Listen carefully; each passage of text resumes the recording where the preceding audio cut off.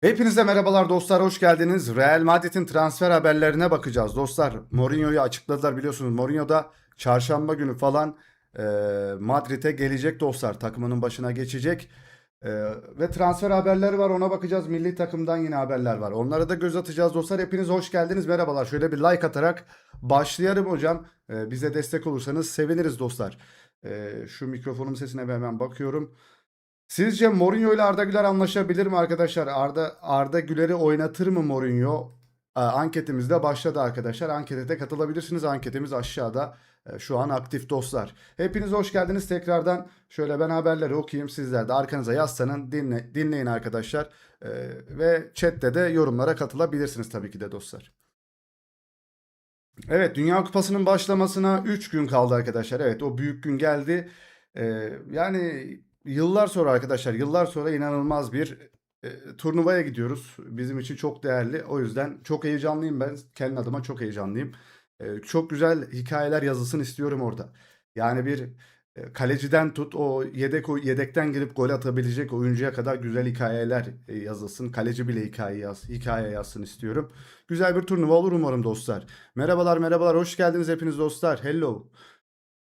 Ee, Yayını yine tek yapıyoruz arkadaşlar. Kimse yok ama evde çok sıkıldım. Bunu aldım, hemen dostlarımın yanına koşayım dedim. Yani arkadaşım çok yok, o yüzden tek arkadaşlarım sizlersiniz arkadaşlar. Yani iki tane arkadaşım var. Birisi Doğuş, birisi Mücahit. İkisi de çok uzak şehirdeler. Öyle yaşıtlarımın hepsi evli olduğu için ben tek kaldım. Siz benim arkadaşım olmak zorundasınız şu an artık. Evet. Seçim kazanmış bir Florentino Perez, ondan daha mutlusu yok arkadaşlar. 80 yaşındaymış Perez. 4 yıl başkanlık yapacak. 84 yaşında başkanlığı bitecek. İnanılmaz bir yaş ve inanılmaz bir enerji. Yani biz 80 yaşında olsak neler yapıyor oluruz ama Perez herhalde biz yani yetişkin beziyle falan takılıyor oluruz biz. Adı Perez koskoca Real Madrid'i yönetmeye falan çalışıyor, bilmiyorum. Garip, garip ama başkan güçlü, bakalım neler yapacak. Ya tek sevdiğim konu, yine videoda da söyledim bugün. Bugün bir video paylaştık. Orada da söyledim. Tek sevdiğim konu arkadaşlar Arda Güler'i seviyor olması. Başka hiçbir şekilde futbol mantığını, futbol aklını şu anda savunmuyorum. Yani onun arkasında değilim o yönden.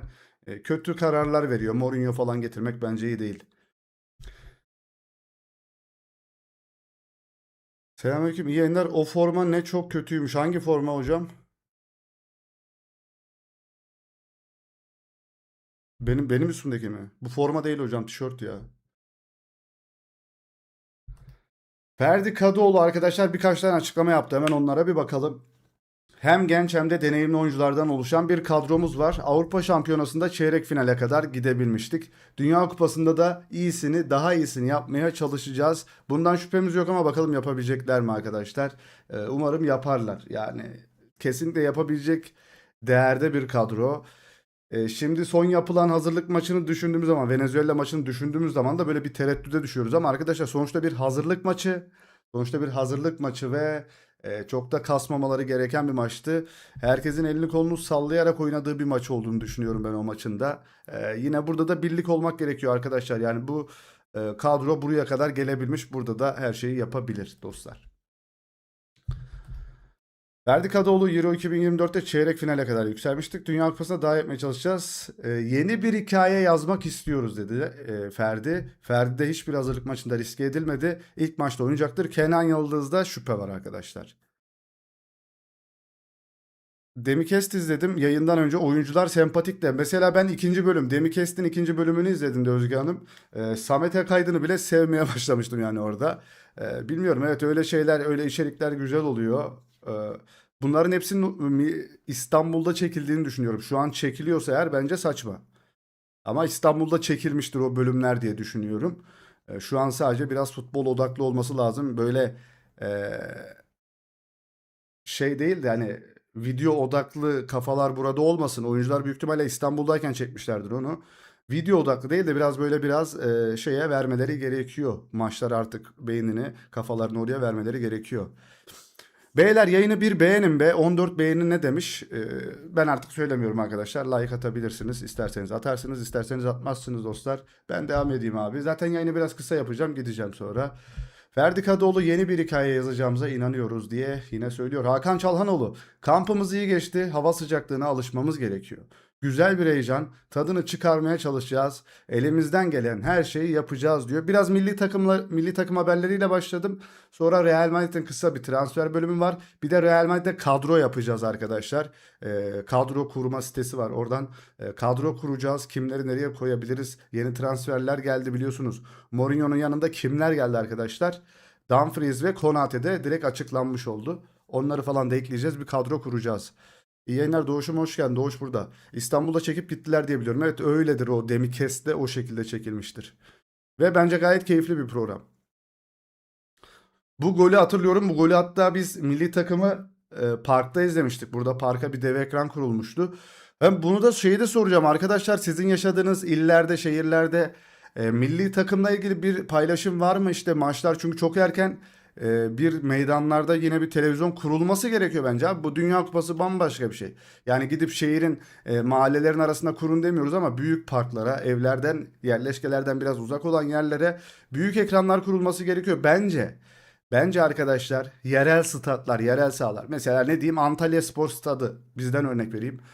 4 tane dev ekran kurulup arkadaşlar ücretsiz bir şekilde ama Paso Lig'le beraber girip ilk gelenlerin alabileceği şekilde maçların bence verilmesi gerekiyor. Çünkü ben ortaokuldayken Dünya Kupası'na yetiştik. İlkokulda, ortaokulda hatırlıyorum, tüplü televizyonlarda, okullarda bile verdiler. Bence olması gerekiyor. Maltepe sahilde dev ekran kurulacak. Bir de çok erken mesela kurulacak olması güzel. Riva kampında çektiler. Evet, doğru. Ben de öyle düşündüm, bol kazak ya, evet. Sabah namazı sonra maç izlenecek. Evet, öyle şeyler varmış. Sabah namazından sonra maça gidilecek falan diye şeyler de varmış. Abi, Kenan olmadan Avustralya defansını nasıl açacağız? Hocam ben biraz araştırma yaptım. Avustralya inanılmaz kapanan bir takım arkadaşlar. İnanılmaz kapanıyorlar. Üçlü savunma oynuyorlar. Atağa giderken top rakibe geçtiği zaman beşli savunmaya dönüyorlar ve stoperlerin boy ortalaması kaç biliyor musunuz? Hepsinin boyu 1.95 üzeri arkadaşlar. Kaleye yakın yerlerde faul yapmamamız gerekiyor. Çok fazla korner vermememiz gerekiyor. İnanılmaz bir rakip var karşıda. Bence eleriz. Ya bence yeneriz rakibi de. Yine de o kadar kolay lokma bir takım değil arkadaşlar, söyleyeyim. Ee, 1.75 arkadaşlar boylar. Biz kadroyu hazırladık. Gideceğiz sahile. O atmosferi özledik ya. 2002'de de çok iyi hatırlıyorum. Yani güzel. Tek başıma gitmeyeceğim için ben burada yayın açarım artık. Yayında benle izleyenler de. Benim gibi arkadaşı, eşi, dostu olmayan da böyle tek başına kalan da gelir benle beraber izler. Batuhan Bey, teşekkürler. Kesenize bereket. İyi yayınlar demiş. Eyvallah hocam, sağ olasın. Teşekkür ediyoruz desteğin için. Deniz Gül'ün oynaması lazım. Defansı açamayız. Defansı açmamız için de şu şekilde bir şey gerekiyor arkadaşlar. Yani birkaç tane olayı var bunun. Öncelikle biz çok uzaktan güzel şutlar atan oyunculara sahibiz arkadaşlar. Avustralya karşısında çok erken bir gol bulursak maç rahat geçecek ama o golü biz 80'lere 90'lara doğru kadar, oralara kadar bekletirsek gerçekten sinir krizi geçirerek izleyeceğimiz bir maç olacaktır, öyle tahmin ediyorum. Ve inanılmaz gollü olacağını da düşünmüyorum ben maçın.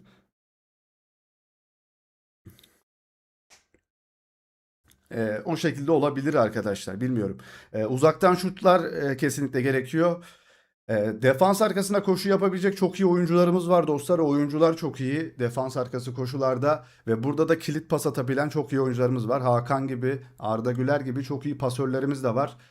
Bu şekilde olabilir arkadaşlar. Başka da uzun stoperlerin bir iki tanesi hantal arkadaşlar. Barış Alper'i işte oynayacaksa Kenan Yıldız onlarla birebir kaldığı zaman arkadaşlar bu şekilde de o kilit açılabilir. Salih yaş kaç hocam? 33. Ağustos'ta 34 oluyoruz. Barış Alper attırır onları kırmızıyla. İşte hantal, boylar uzun olduğu gibi hantallarda. Selamlar, üstündeki forma retro mu? Evet, retro bu. Retro. Adidas'ın retrosu arkadaşlar. Yayın ne zaman başladı hocam? 9 dakika oldu. Daha yeni başladı zaten ama kısa sürecek. Çünkü tekim yayında. Bana bir haber gönderecek, yeni taze haber gönderecek bir arkadaşım yok WhatsApp'tan. O yüzden. Evet, Olise 2 tane gol atmış. Fransa'nın da maçı var sanırım. Çok da önemli değil hazırlık maçları ya. Evet, kampımız iyi geçti. Hava sıcaklığına alışmamız gerekiyor. Güzel bir heyecan tadını çıkarmaya çalışacağız. Elimizden gelen her şeyi yapacağız demiş Hakan Çalhanoğlu arkadaşlar. Montella'dan bir açıklama geldi. Arizona'da sıcaklığa ve hava şartlarına adapte olmamız lazım. Bu konuda biraz şanslıyım çünkü Adana'daki sıcaklığı gördüğüm için daha kolay adapte olacağım diyor. Adana'da harbiden ya güneşe ateş eden insanlar vardı orada da. Selamlar selamlar. Benden bir yaş büyüksün abi. Abi demeye gerek yok ya. Kuzey Makedonya maçının 5. dakikası Can Uzun heyecanlandırdı bizi. Gelecek vaat ediyor. Kesinlikle Can Uzun da kilit açacak oyunculardan birisidir mesela. Evet, yani Kenan Yıldız hiçbir hazırlık maçında forma giymedi, süre de almadı ve antrenmanlarda da yoktu mesela. Hani Ferdi vardı ama Kenan salonda çalıştı. Bence ilk maçı kaçıracak yani buradan söyleyeyim. Biz de seni yayında yalnız bırakmayız. Buradayız güzel kardeşim. Sağ olun vallahi eyvallah. Türk Hun Han. Salih bana merhaba demen için bağış mı yapmam gerekiyor? Yo. Ben burada bir sürü insanla konuşuyorum yani. Kimse bağış yapmadı burada. Herkese selam verdik. Can Uzun kaliteli çocuk. Aston Villa Can Uzun'u istiyor. Aston Villa da kupa aldı değil mi bu sezon? Avrupa'da kupaları da var. Evet, Adana Demirspor'da çalışmıştı biliyorsunuz. Sıcaklığa alışkınım ben diyor. The Guardian yazarı Emre Sarıgül'ün ameli takımımız için yazdığı değerlendirme yazısı. Şöyle bir göz atalım okuyalım. 2002'deki dünya üçüncülüğünün ardından 24 yıl boyunca turnuvaya katılamayan Türkiye genç bir takıma sahip olmasına rağmen sağlam bir omurgaya sahip. Bunu Euro 2024 sırasında da gösterdiler. Ay Yıldızlılar Dünya Kupası'nda hem çılgınlık hem de sihir getirebilecek potansiyele sahip. Takımın tek problemi kendini kanıtlamış bir golcüye sahip olmaması. Arkadaşlar şu konuya da bir açıklılık getirelim. Ben de bunu sorun ediyordum, sorun olduğunu düşünüyordum. Bizim milli takım kadromuzda e, şöyle diyeyim hatta. Arsenal Şampiyonlar Ligi finaline arkadaşlar bir forvetle çıktı mı? Forvet, santrafor var mıydı arkadaşlar? Arsenal Şampiyonlar Ligi'ne santraforsuz çıktı arkadaşlar. Gyökeres yedekten girdi mesela. Peki 2 senedir üst üste Paris Saint-Germain Şampiyonlar Ligi kupası alıyor. Bana 9 numarası var mı bir söyleyin. Abi bu haberleri nereden buluyoruz? Twitter'dan, X'ten. X'ten ve bazı internet sayfalarından buluyoruz. Bana Paris Saint-Germain'in arkadaşlar santrforunu söyleyin. Pivotu var mı? Pivot santrfor var mı? Sahte dokuzlar evet. Dembele, Doué sahte 9 oynuyorlar. Gonçalo Ramos var ama oynuyor mu? Onu soralım. Hani ya Luis Enrique neden oynatmıyor?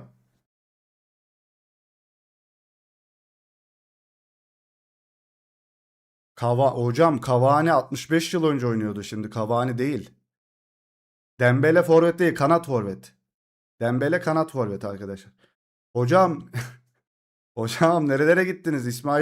İbrahimovic falan neler oluyor? Hocam şu anki kadrodan bahsediyorum. Şampiyonlar Ligi'nde. Arkadaşlar like atalım emeğe saygı demiş birisi. Kadro yapısına göre sistem kuruyor. Şimdi bizim de bu arada şöyle söyleyeyim. Kenan Yıldız double double yapmış asist ve golde. Arda Güler 16 asist 6 gol. Yine bir 20 küsür gole katkı. Barış Alper, Kerem Aktürkoğlu arkadaşlar 26 gole katkı sanırım. E, Arda'yı dedik. Barış da yine 20 küsür gole katkısı var. Orkun Kökçü'nün yine 20 gol. Hakan'ın yine 20 üzeri gole katkısı var.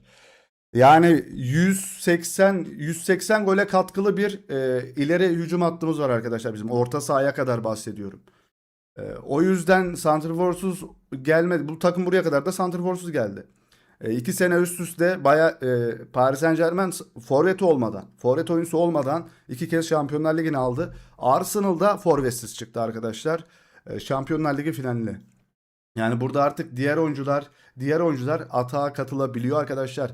40 gol atmıyorlar Mbappe gibi ama herkes 12'şer, 9'ar, 10'ar gol atıp yine takımı şampiyonluğa götürebiliyorlar. Bizim milli takımımızda forvetsiz oynamasına rağmen sahte 9'larla beraber bence gayet iyi gidiyoruz ve çok skorer bir takımız bence bu arada. Skorer bir milli takımımız var bence. Montella Türkiye'nin yeniden dirilişinin mimarı 2023'te göreve geldiği günden beri Türk kültürüne tamamen adapte oldu. Bu arada gerçekten öyle. Tamamen biz gibi yaşıyor herif.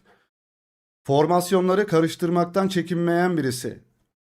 Sakin ve sevilen karakteriyle tarihin en iyi Türk milli takımlarından birisini kurdu. Ve evet, çok sakin bir hoca. Böyle gömlek yırtmıyor, bir şeyler yapmıyor, oyunculara çıkışmıyor falan. Güzel bir hocamız var bence ya. Burada artık ayrışmayalım, birleşelim bu saatten sonra. Ayrışmanın bir anlamı yok. Montella'ya da sarılalım. Samet Akaydın'a da sarılalım arkadaşlar. Artık Dünya Kupası'ndayız. 3 gün kalmış. Hiç gerek yok. Artık hepsine, Kerem'e de sarılalım. Barış Alper'e de sarılalım. Kimler oynamıyorsa, kimlere gıcıksak onlara bile sarılalım. Anca böyle başarılı gelir. Birisinden görmüştüm. Bizim tek rakibimiz kendimiziz arkadaşlar. Yani biz hala bir yerlerde sorun arayan tipleriz arkadaşlar. Biz İngiltere'de kalırız. Derken oyuncuları bir arada tutuyor. Arası iyi, en önemlisi. Evet. İyi yayınlar. Teşekkürler Bünyamin Bey. Hoş geldiniz. Artık bu saatten sonra sarılma vakti arkadaşlar. Kerem'e de, Barış'a da, hepsine, Samet'e de, hepsine sarılacağız yani. Yani 24 yıldır, 25 yıldır gidilemeyen, 24 yıldır gidilemeyen Dünya Kupası'na gitmiş bir ekip bu arkadaşlar. Salih Dinyo'ya sarılalım. Hocam ben terledim, bana sarılmayın. Şöyle gelelim. Arda Güler hakkında ne yazmış? Bu The Guardian yazarı arkadaşlar, Emre Sarıgül. Oğlum bu Sarıgül kimdi lan? Şey değil mi? Erzurum muydu? Erzincan mıydı? Onun şeyinin kuzeni mi? Sarılalım da hedef başarı ise mantıklı olmak lazım. Kerem bu kadroda 11 oynamamalı. Ay, mesela Kerem diyoruz. Ben de mesela, ben Türk Ligi'ni takip etmiyorum biliyorsunuz. Bizim ligimizi takip etmiyorum. Abi bir baktım, adam 30 gole katkısı var Kerem Aktürkoğlu'nun neredeyse. 26-27 gole katkısı var adamın. Bakın arkadaşlar, ben Galatasaraylı olduğum halde Kerem Aktürkoğlu için bu yorumu yapabiliyorum. Ben Galatasaraylıyım. Kerem Aktürkoğlu 26 gole katkı sağlamış mesela. Artık buradan sonra sarılmanın nasıl bir seviyede olduğunu ben size anlatmak için bunu söylüyorum. Ben Galatasaraylıyım. Kerem Aktürkoğlu 26 gole katkı sağlamışsa bu milli takımı hak ediyordur arkadaşlar. Öyle ya da böyle bu adamlar buraya getirmiş. Dünya Kupası'na gittiğimiz golü en son Kerem Aktürkoğlu atmıştır mesela. Ayağın ucuyla dokunmasına rağmen. Bir hoş geldin yok gidek mi acep? Şükran ablam hoş geldin abi, herkes trip atıyor ya, bir daha chat'i okumayacağım ya, chat'i çok okuduğum için insanlar artık görmediğim zaman da bana kızıyorlar. Abla burası ileride ne bileyim 50 bin abone olduğunda burada chat hakkında böyle okuyamazsan bana küseceğiniz mi? Küsmeyin ya, ne olur. Evet, Arda Güler hakkında da yazmışlar arkadaşlar. Ne yazmış bu Türk yazar? Genç yaşına rağmen baskıdan etkilenmeyen bir karaktere sahip, gol atmayı da biliyor. Takımın yaratıcı kıvılcımı, takımda birçok yetenek var ancak o oyunu değiştiren kişi takımın yıldızı demiş. Kenan Yıldız en az Arda Güler kadar önemli ve yetenekli bir oyuncu, eşit derecede fiziksel güce ve teknik yeteneğe sahip.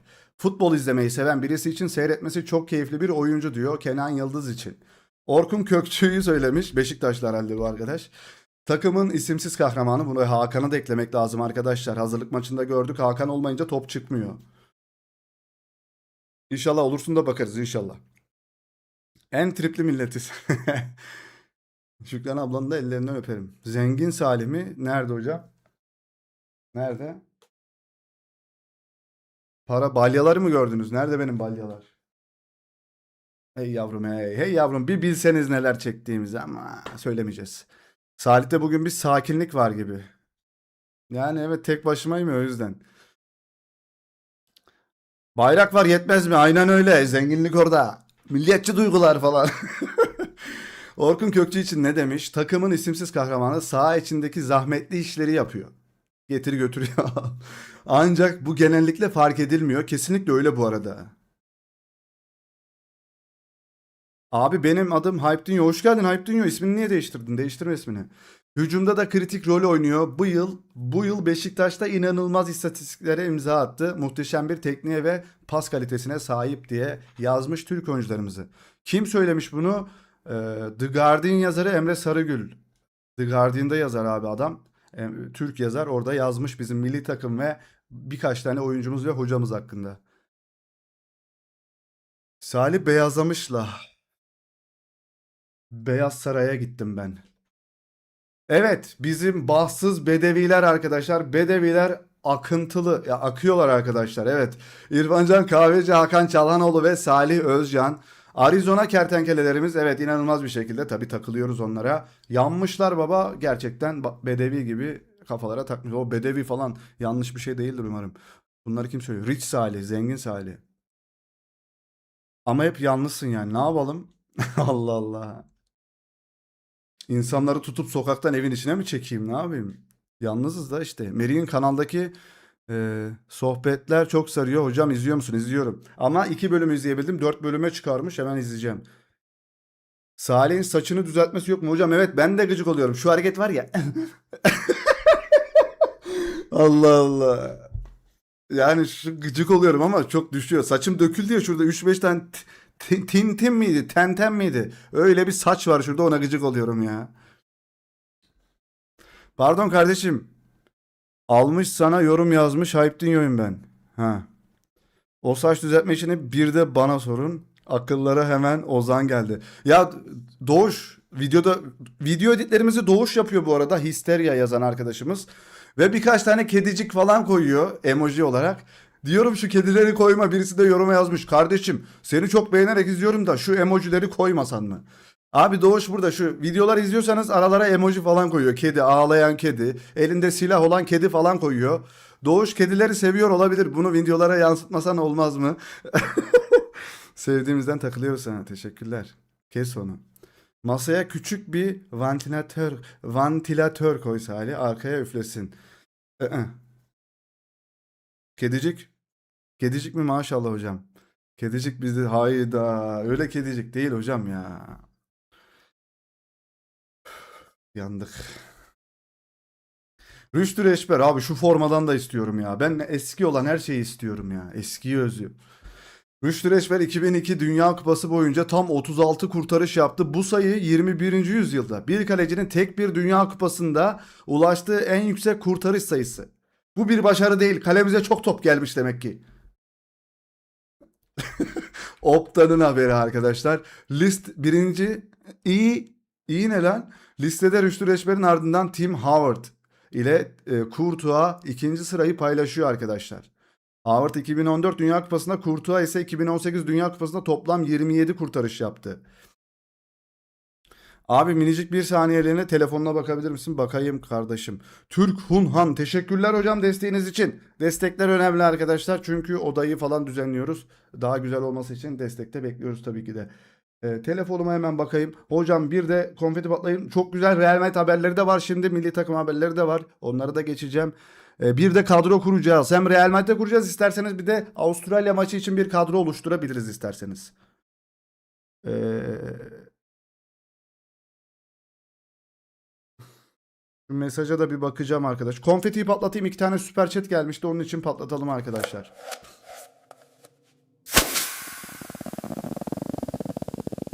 Tarihin en iyi Brezilyasıyla oynamıştık evet. Rüştü iyi de saçma sapan kaleye bırakırdı orta sahaya çıkıp eliyle topu tutmuşluğu var. Orta sahadan rovaşata atan Rüştü Reçber'i özlüyorum. Antalyalı kendisi. Özlüyorum orta sahadan atılan rovaşataları özlüyorum ya. Yayında telefona mı bakılır? Vallahi öyle bir bakılır ki Yağız Sabuncuoğlu telefona bakıyor. Arada bir yayına bakıyor mesela böyle ama o haberci tabii ki de. Şöyle bir gelelim. Ne diyorsun abi sen Doğuş? Şunu nereden bulacağım? X'ten. X. X'ten bulacaksın. Milli takımda 9 yok sıkıntı yaşayabiliriz. Hayır Deniz Gül'den beklentiyi karşılamıyor şu ana kadar. Milli takımımızda forvet sıkıntısı yok arkadaşlar. Forvetsiz geldik. Adamlar 2 senedir Şampiyonlar Ligi'ni forvet olmadan kazanıyor. Brezilya hile yapmış. Ne konu bakımında? Evet, Rüştü haberinde okuduk. Abdülkerim Bardakçı'dan bir atarlanma gelmiş. Üzerimizde milli forma varken Merih ile benim olduğum yerde kimse takım arkadaşlarımıza bir şey yapamaz.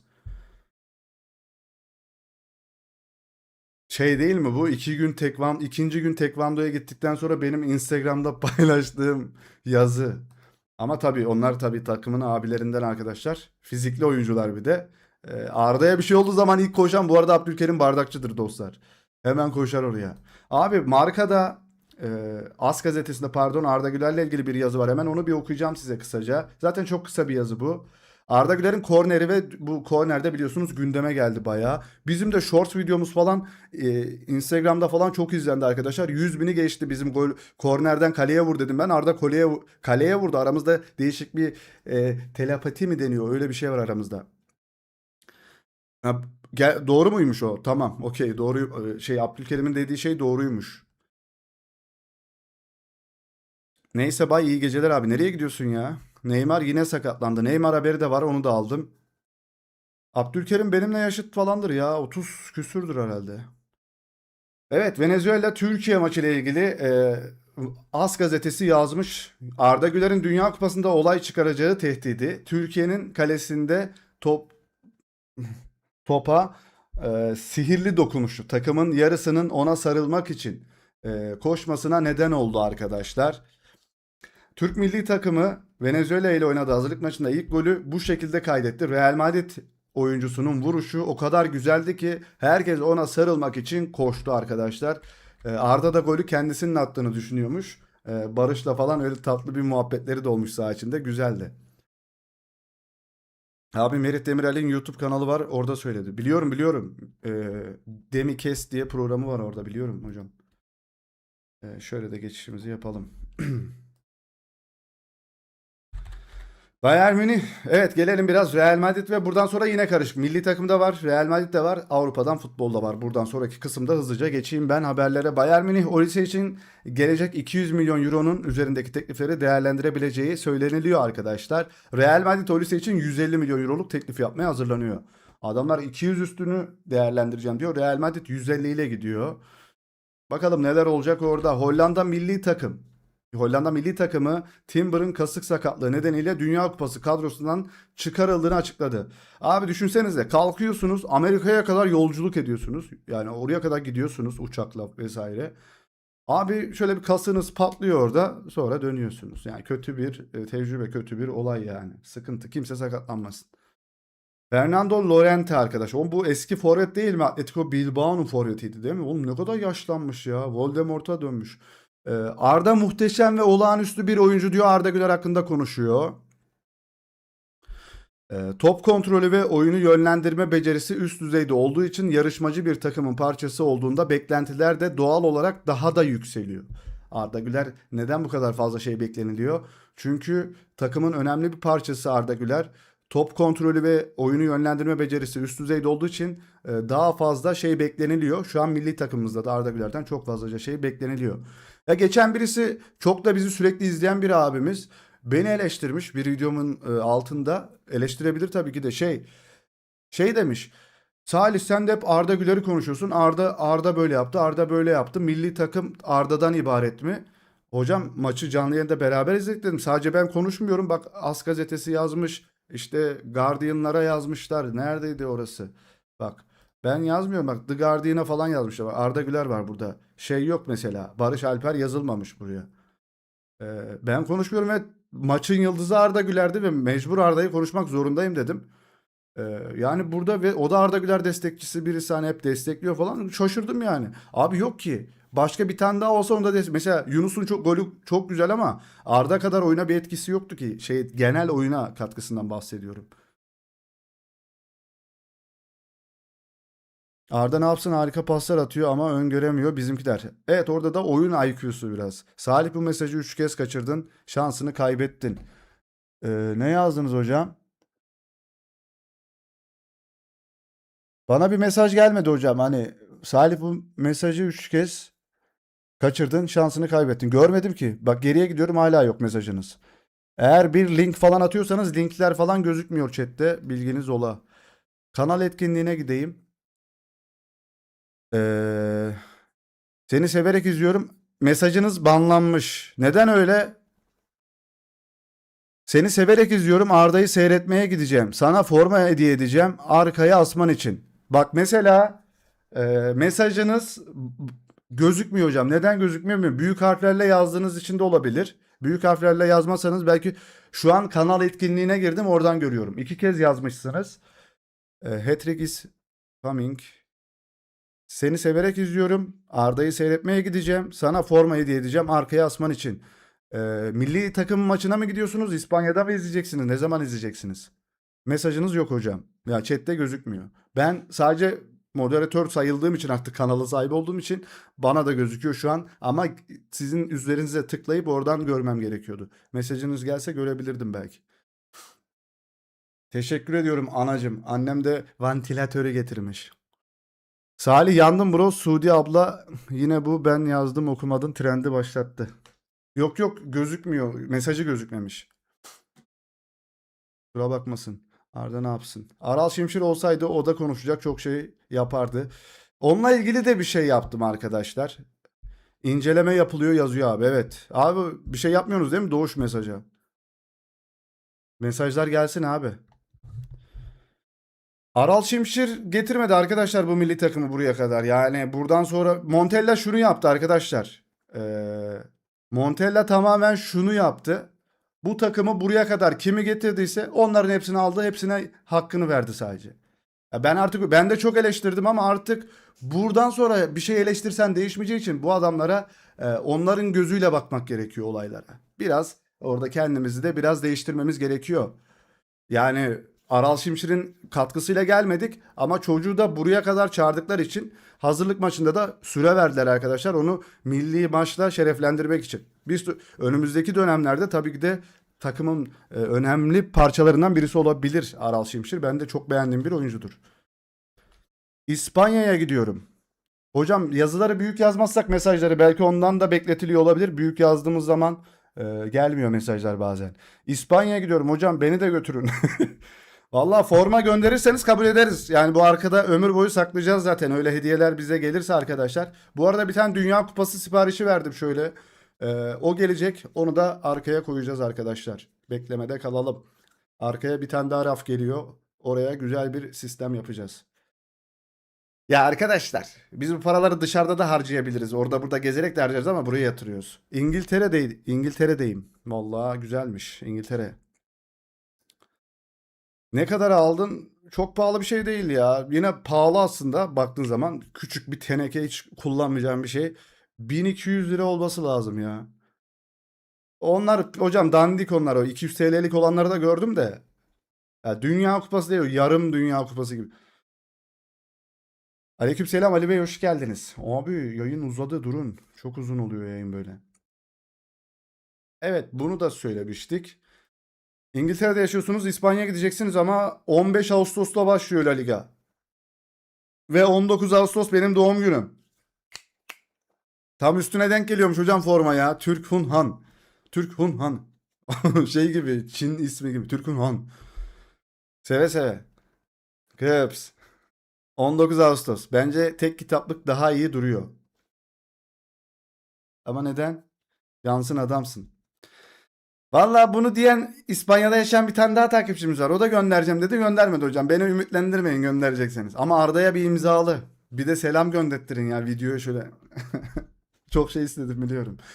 Evet Timber gidiyor dedik. Buraları okuduk. Şurayı okuduk. Evet Arda Güler yine tıraşlandı. Ee, Arda Güler'in Dünya Kupası tıraşı.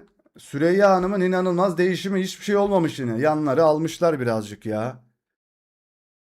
İnşallah senin Dünya Kupası'ndan önce takımımız getirir kupayı. Benim Dünya Kupası Perşembe günü geliyor abla.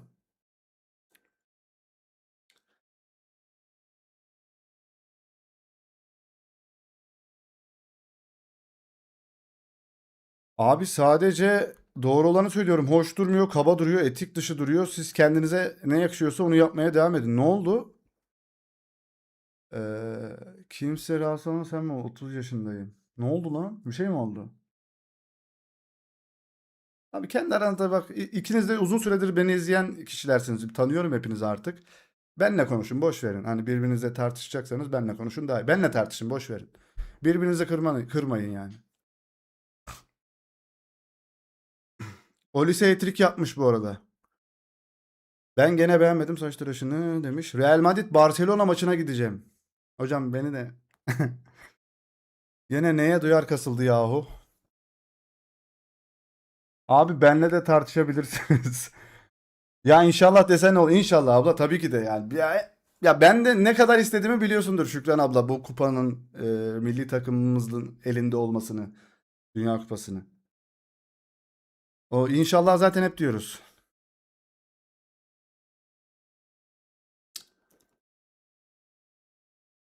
Juventus kaleci transferi için Emiliano Martinez'i öncelikli hedef olarak belirledi arkadaşlar. Kalecilerden çok çekti Juventus bu sezon ve kalecisinde Arjantinli kaleciye teslim etmek istiyor kalesini. Christian Eriksen dün biliyorsunuz yine arkadaşlar fenalaşıp oyundan çıktı. E, Yine kalp krizi geçirmişti biliyorsunuz bir önceki turnuvalarda. Kalbinde pille oynuyormuş.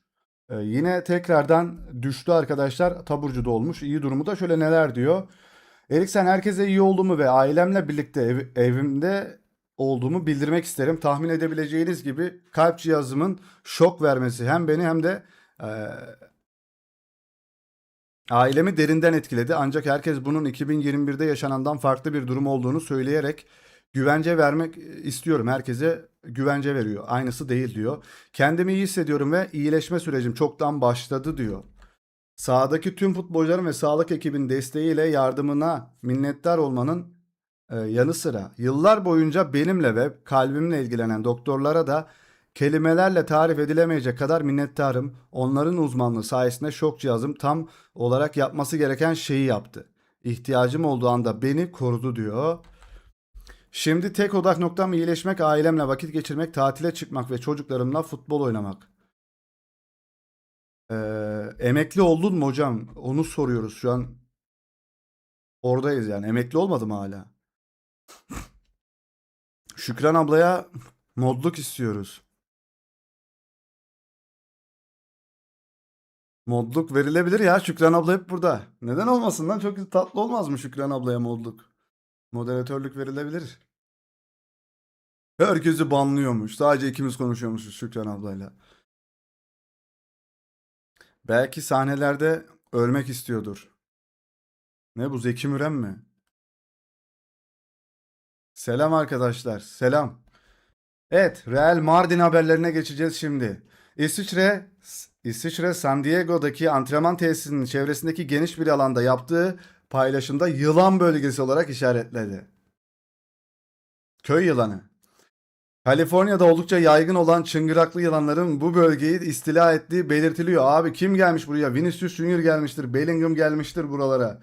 Yani bu köy yılanları buralara gelmiş olabilir. Şu şekilde olabilir mi? Aa, tam da haberin bitişine denk gelmedi mi? Bak fotoğrafın üstündeki yazıya baksanıza. İsviçre San Diego'daki antrenman tesisinin çevresindeki geniş bir alanda yaptığı paylaşımda yılan bölgesi olarak işaretli. Nasıl denk geldin ya? Ya nasıl denk geldin abi? Ya fotoğraf bak, normalde hani şöyle de olabilirdi, anladın mı fotoğraf, ama denk geldi habere.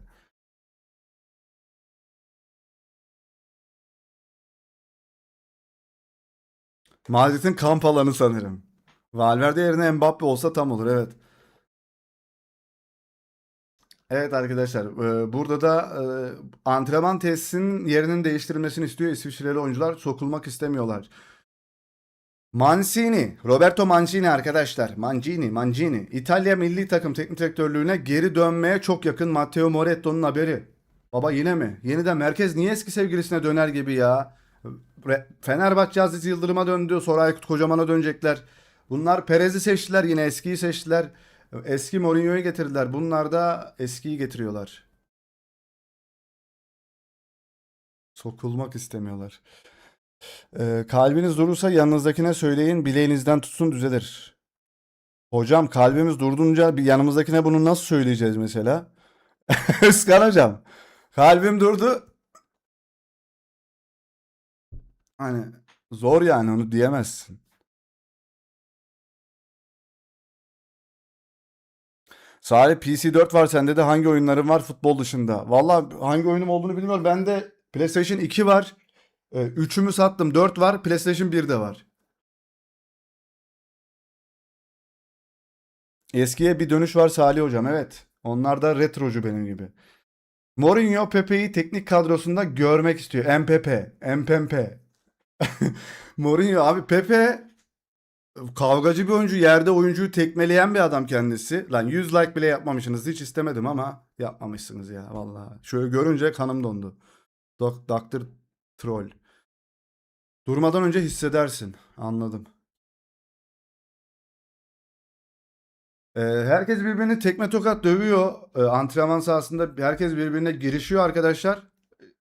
Çözüm olarak oyuncuyla teknik heyet arasındaki ilişkiyi düzeltmek için de Pepe'yi getirmişler. İnanılmaz, inanılmaz bir çözüm. Real Madrid neler yapıyor bilmiyorum.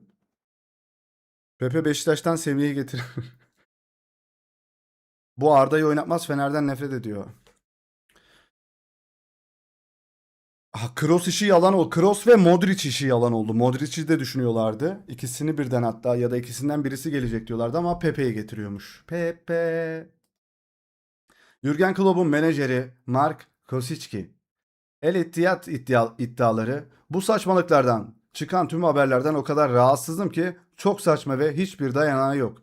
Ya siz de amma nazlandınız. Gidin tarlada çalışın o zaman ya. İstemiyoruz lan sizi Real Madrid'de falan. Allah Allah. Evet, Modric bir yılda oynayacak sanırım futbolu. Bizim çocuklar Arizona'da coşkuyla karşılandı. Abi sadece şu adam ilgimi çekti. Arizona Belediye Başkanı mı bu adam? Kim abi? Kovboy'un oğlu. Oğlum bildiğin Kızılderililerine orada falan zarar. Red Kit'in çekildiği yer mi bu Arizona? Orası mı oluyor? Abi şu milli maçlara da bak. Beşiktaş forması görüyorum. Fenerbahçe forması var. Abi ya milli takım forması alıp gidin ya. Pazardan alın abi. Ucuz pazarda da alamıyorsan da. Amerika'da yaşıyorum. Formayı da alırsın bence. Orijinalini alırsın hatta. Şerif herhalde. Biz de kırmızıyız ya Red Kit. Kit ha. Forma.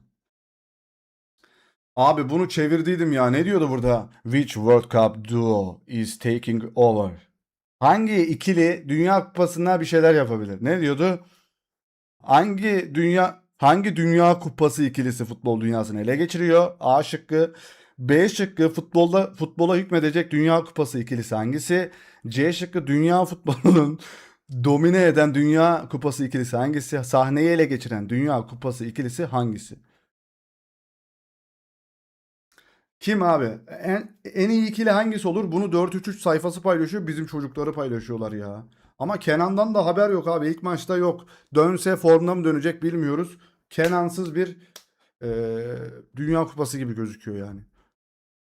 O yapay zeka temin edilmiş. Yo hocam ChatGPT'ye sordum yani temin değil. Zaten temin gelmiş o. 3 tane Wonderkid'imiz var. Şerif'in Samet Akaydın'ı tutuklaması yok mu?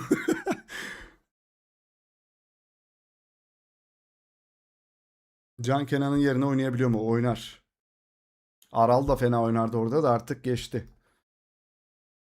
Evet. Gelelim transfer haberlerine. İlk transfer Papa oluyor Real Madrid'de arkadaşlar. Florentino Perez Papa'yı Bernabéu Stadyumunda karşıladı. Cumhurbaşkanı Papa'ya üzerindeki adının ve bir numaralı yazılı olduğu bir forma hediye etti. Cumhurbaşkanı ne lan? Kim Cumhurbaşkanı oğlum? Evet, bir numaralı yeni kaleci mi? Papa yeni kaleci arkadaşlar. Perez ilk transferi yaptı. Müco da gelmiş. Herkes ayaklandı. Ne oldu? Doğuşta ayaklanmış, Mücahit de ayaklanmış. Sıkıldınız değil mi? Ya. Bizim yayın böyledir işte. Sıkıldığınız anda gelirsiniz buraya. Florentino Perez bombazo bir transfer yapacak. Çok büyük bir yıldız transfer edilecek ve bu isim tüm dünyada bomba etkisi yaratacak. Arkadaşlar Barcelona'dan bir oyuncu olduğu da söyleniliyor bakın ha. Sakatlık dönüşü Kenan performansı verimsiz olur. Bence de Muri Güney. Ben açtığımdan beri buradayım. Mpapa. Mpapa. Evet Mpapa'yı. Mpapa. Oğlum Aziz Yıldırım Mbappe'ye ne diyor? Oradan mı geliyor? Ben kaçırdım orayı. Empempe mi diyor? Bir şey diyormuş herhalde. Koptum ona ya. Mod sayısı artmış. 2 tane var hocam ya. Ne diyor? Empepe. Doğru söylüyor. Aziz Yıldırım taklidi yaklaşmakta. Ona çalışmam lazım ama. Empepe abi oğlum bak. Onu çalışmam lazım. Empepe iyiymiş. Evet evet herkes birilerini söylüyor. Ben de Empepe'yi alacağım diyor değil mi? Onu o. MPP alıyorum bak göreceksin. Almanya'dan selamlar. Almanya selamlar hocam bizden de. Çok iyi Almanya. Macera dolu Amerika. Yamal gizli Mardin hayran. Evet. Hocam o haber de var. Al MPP'yi git hadi. Evet MPP'yi alırsan çok seviniriz. Lütfen çok iyi bir forvet takıma mutluluk ve huzur getiriyor. Kupalar getiriyor. Aziz başkanım. Evi arsayı sat lütfen. Ayakkabılara kadar sat. Ee, al şu MPP'yi. Bir şey diyeceğim. Almanya Arda sayesinde harbi bizi kıskanıyorlar la. Almanya'da kıskanıyorlar mı hocam bizi? Bu sefer kıskanıyorlar. Yok. Amerika bizi kıskanıyor. MPP'yi alsa yine ikinci olurlar gelmiş. Ya oğlum. MPP'yi alırsa Aziz Başkan'a dua ederiz. Hepsi Juventus yüzünden. Hocam Juventus'un ne suçu var burada? MPP gelirse Mbappé gidiyor mu? Evet. Florentino Perez Galactico transfer hedefinin adını yarın kişisel olarak açıklayacak. Yarın arkadaşlar yani 4 dakika sonra yarın oluyor. Bu bilgileri kaçırmamak için kanalımıza abone olduktan sonra bildirim zilini açmayı unutmayın. 4 dakika sonra yarın oluyor mesela. Yarın yani açıklayacak arkadaşlar. Yıldız transferi yarın. İsmini direkt söyleyecek. Yani orada oynuyor, burada oynuyor. Şu kadar alacağım demeyecek arkadaşlar. Direkt oyuncuyu açıklayacakmış yarın. Yarın alarmlarınızı kurun, bildirimlerinizi açın. Florentino Perez Avrupa'yı yeniden vuruyor. Hayırdır kardeşim? Kim kimi vuruyor? Evet, Olise diyorlar ama Olise abi ya Barcelona fanı, Messi fanı bir adam ya. Sonunda Olise mi? Bence değildir ya. Daha fare doğuracak bence. Olabilir Kim diyecekler? Mesela bir anda dur bakayım aklıma gelmedi. Bir anda mesela Barcola geliyormuş değil mi? Barcola. Heh, İnanılmaz aldık. Çok iyi Barcola'yı aldık. Oley. Ya da Bernardo Silva geliyormuş bir anda. Bernardo Silva aldık. Son dakika Mourinho Real Madrid'e iki orta saha profilli transfer etmelerini istedi. Bunlar nasıl orta sahalar? Yaratıcı bir orta saha bir tane. Bir tane de defansif bir orta saha. As gazetesi yazdı. Olise yeni diktatör olur. Dikte olur. Rodri alacak kesin. Rodri de Allah'ım ya delireceğim. Kıskanıyor muhabbetine girme bence. Siyasallaşmış yerin aptalı çok olur. İşini yap sana yakışan bu. Of. Of. Osimhen de olabilir lan. Bir şey diyeyim mi? Osimhen fena olur ha. İleride deli gibi baskı yapıyor abi. O adamın presi yeter orada. Ama o da Mbappe gibi hareketleri var yani. Takıma falan arkadaşlarına bağırıyor. Olise değil demişti. Değil demişti de oraya da gidiyor olay yani.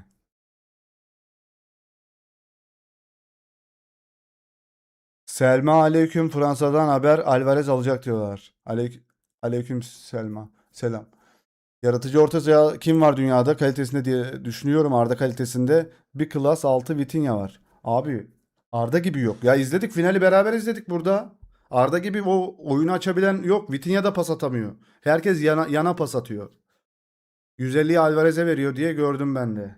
Arda yedek yapacak. Biz de delireceğiz yine.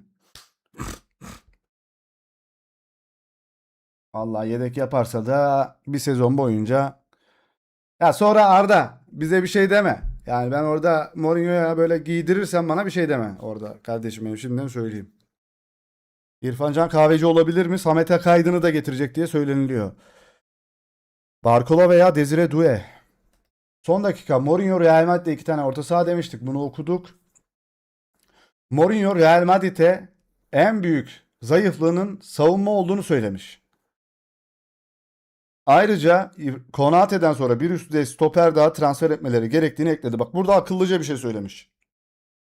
Abi Konate bence şu an Real Madrid için üst düzey bir savunma oyuncusu değildir bu arada. Konate yani Rüdiger eşittir Konate diyebilirim mesela. İnanılmaz değiller şu an. Saliba da çok pahalı ve Arsenal salar mı Saliba'yı bilmiyorum.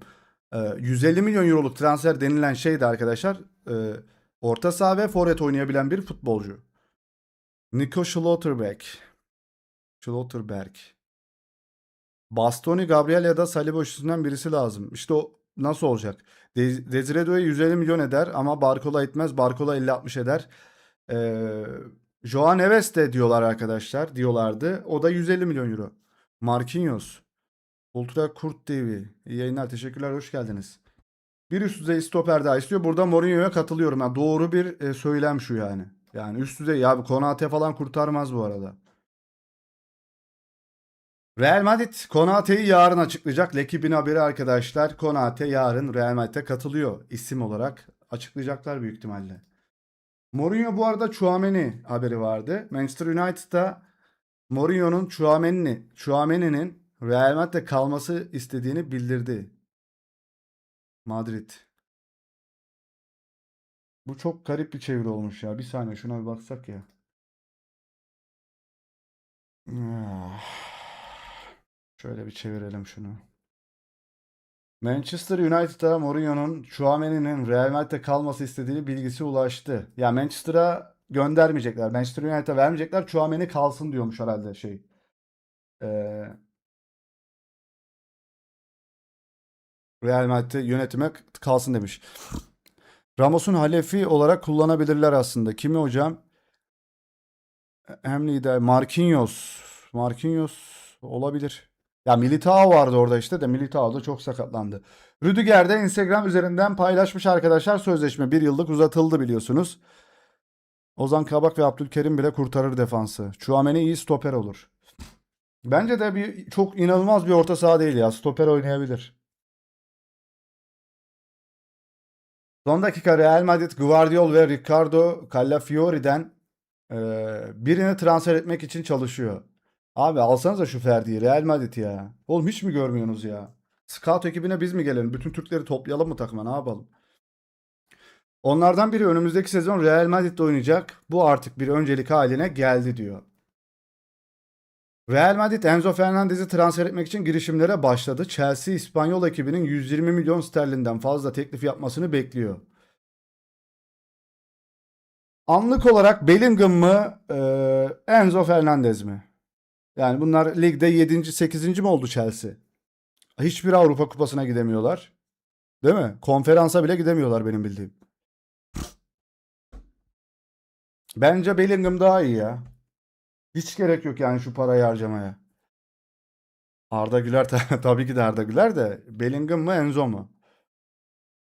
Joao Neves hepsinden iyi. Arda Güler'in bütün istatistikleri, bütün o reytingleri, şeyleri Joao Neves'ten daha üstte mesela. Arda Güler'i çok küçümsüyor insanlar ya. Bak Joao Neves Şampiyonlar Ligi finali oynamış 2 sezondur. Ondan daha istatistiği inanılmaz. Hani bu şey vardı ya, çizgiler gösteriyordu. Ondan daha üstte Arda. Arda Güler dışında dedim Neves. Yok yok onun için demiyorum yani. Ben de onu ekledim üstüne. Neves çok iyi. Arda'ya öyle bir transfer lazım. Arda'nın arkasındaki o işleri, kirli işleri yapacak adam lazım. O defansif hamleleri yapacak. Neves, Arda'da o defansif hamleleri, tabii ki de Arda defansa yardıma gelecek. Çünkü modern futbolda defans yapmayan orta saha yok. Ondan sonra da arkadaşlar Arda bütün gücünü, daha gücünün %70'ini atak için harcayacak. O yüzden CS'ye en değerli orta saha seçti. Kante'yi verelim. Tchouaméni var ya, bu arkadan başlar yumruklamaya. İsmail Yüksek olur, evet. Çok iyi olur bu arada. Severiz. Bayern Münih Olise için 200 milyon euroluk bir teklifi bekliyor. Real Madrid Olise transferi olmazsa alternatifi Alvarez olabilir. Alvarez Real Madrid'e transfer olmaya açık. Ben de açığım. Yani transfer olmaya açığım da bu ikisi ne alaka birbiri? Yani Olise transferi olmazsa alternatifi Alvarez diyor. Abi birisi pivot santrafor 9'da oynuyor yani bu herif. Bu adam tamamen sağ açık falan, sağ kanat forvet. Ya ben çok benzer olduklarını düşünmüyorum futbol şeyi olarak. Biri de Kenan demiyor. Kenan sakatlanmasa büyük ihtimalle Kenan diyecekler. Ben bütün postların altına Kenan yazıyorum bu arada. Kenan gifi koyuyorum falan. Mourinho Kerem Aktürkoğlu'nu alacakmış. Bu haberin üstüne. Doğuş. Troll bir şey atmıyordur umarım ya.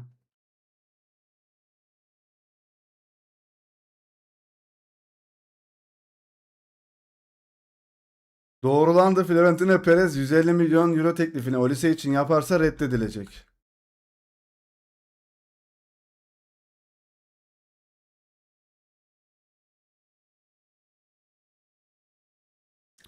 Abi şimdi evet oraya geleceğim abi. Tamam tamam, hemen bir kuralım. Ben buraya Dumfries.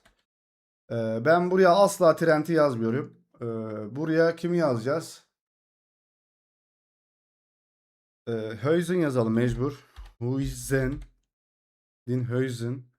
Buraya da Konate yazalım hadi. Ya da değişebilir yerleri. Carreras şu an kimse yok. Mecbur. 4-4-2 oynadığını düşünürsek kendini koy abi. Yok. Ben yokum ki. Hadi diyelim Olise alındı. Olise Olise alındı. Hadi diyelim Arda işte millete yumruk atma, milleti ittirme diyoruz. Bak yan yana oynayacağım belki adamla. Yapma şunu. Valverde. Hadi diyelim burada da Bello'yu yazacağız. Mecbur o adamı oynatırlar. Hala övüyorlar deli gibi. Hadi Menisküs şu... siz kadroyu görmüyorsunuz ki. Söylesenize. Buraya Menisküs Junior'u yazalım. Buraya da MPP. MPP ile yazalım buraya. Evet. Olise transferi olursa yaşanacaklar. Salih Dünyası'na yok hocam, çıkmam ya. Ne alaka? Salih Dinho. Yokum. Yokum. Emekli olmuşum. Empempe. Empapi. Tamam. Okey. Okey tamam. Hadi üçlüye dönelim. Üçlü olsun, güçlü olsun. Ee,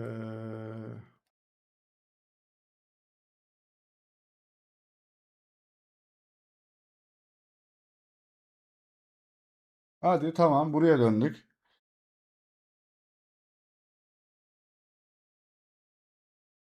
Oynanır lan böyle de, ama savunma anlamında patlatırlar burayı. Yani Valverde tek 6 numara. Tamam, savunmada bunlar böyle gelir. Atak olduğunda böyle kanada açılır bunlar. Savunmada yine buraya top kaptırıldığında bunlar burada durur üçü. Okey. Ama şu ego çatışmasına bakar mısınız? Bak. 4-2-1-3 yapsana. 4-2-1-3. Ya baba, bizim istediğimiz bu da. Bizim istediğimiz bu da, keşke olsa. Ama burada var ya, bak top kaptırılsa ben sana bir şey diyeyim mi? Çok sıkıntılı bu ya. Bak çok güzel. Tam bizim istediğimiz. Mourinho belki böyle de oynatabilir bu arada. 4-2-3-1 yapar mısın? Yaptım. Şimdi bak böyle yaptık ya arkadaşlar burayı. Şurada üçüncü bölgede top kaptırıldığı anda bütün yük burada Arda Güler'e. Buraya Arda koşacak. Buraya Arda koşacak. Buraya koşacak. Arda mahvolacak bence burada. Çünkü belki bu adam savunma yapıyor mu hiç görmedim, ama ne bu savunmaya geliyor ne de bunu. Bunlar şurada falan böyle bak. Aynen böyle duruyorlar bak bunlar. Zaten böyle oynuyor Real Madrid. Bak bunlar böyle oynuyor. İkisi burada birleşiyorlar, yani bir şeyler yaşıyorlar burada. Forveti yok takımın zaten. Hep bu şekilde oynuyorlar. İkisi üst üste biniyor burada. O lisede şöyle kayar herhalde. Arda da böyle kayar. Allah Allah. Yani hep böyle oynuyorlar. Yok öyle değil. Salih 4-2-3-1 yapmadın. 4-2-1-3. Ha, 4-2-3-1 pardon. 4-2-3-1. Tamam, öyle de olur. Süper olur hatta. Evet, benim gördüğüm kadro da buydu zaten şeyde. Bugün internette gördüğüm, X'te gördüğüm böyle bir kadro vardı. Ama burada Valverde yoktu sanırım. Bellingham mı yoktu? Birisi yoktu. Joao Neves yazmışlardı buraya. Heh, Arda yoktu burada. Yani şu an görünen transferle bu olmazsa Olise olmadı diyelim. Arda'yı burada kullanır mı bilmiyorum da. Buraya kimi koyacak? Bellingham'ı buraya koyacak. Bu sen niye geldin? Sen niye geldin ki? Remove player. Buraya Uç Houameni. Buraya da tamam hadi Alvarez'i aldım. Dur bir dakika dur. Bellingham oynamıyor. Alvarez. Alvarez. 9 mu oynayacak Alvarez? Nasıl oynayacak? Alvarez'i niye aldık mesela şu an? Niye transfer etti Real Madrid? Gali yukarıda kadroyu yaptım oku.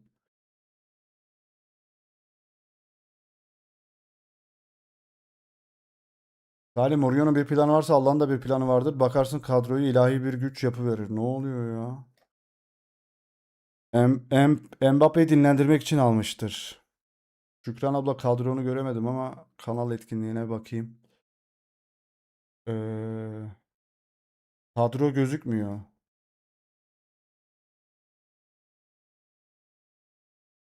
Gözükmüyor abla yaptın kadro. Alvarez'i alabilirler. Haberleri okuduk ya az önce. Abi 10K az kaldı abonelik ve beğeni iste. Evet abone olup like atar mısınız arkadaşlar? 10.000 abone olmamıza çok az kaldı. Destek olursanız seviniriz. Ya abi şunlardan birisini satsalar inanılmaz olacak ya işte. Satılmıyor ki. Ya satılsa. Ve bunlar hiçbirinin gideceğine dair de bir haber de yok yani. Yok satılmaz. Böyle oynayacaklar o zaman. Bu mudur olay? Empapa kadroyu yapacak.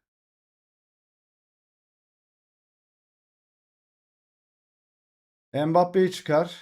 Tamam. Buraya bir de Olise mi istedik? Bu inanılmaz olur. Bu gerçekten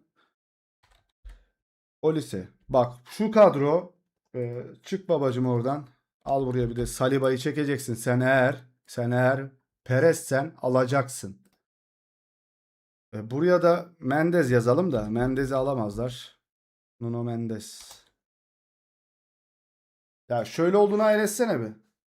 Dur baba dur hatta yapmışken güzel yapalım. Çık burada. Çık git. Lan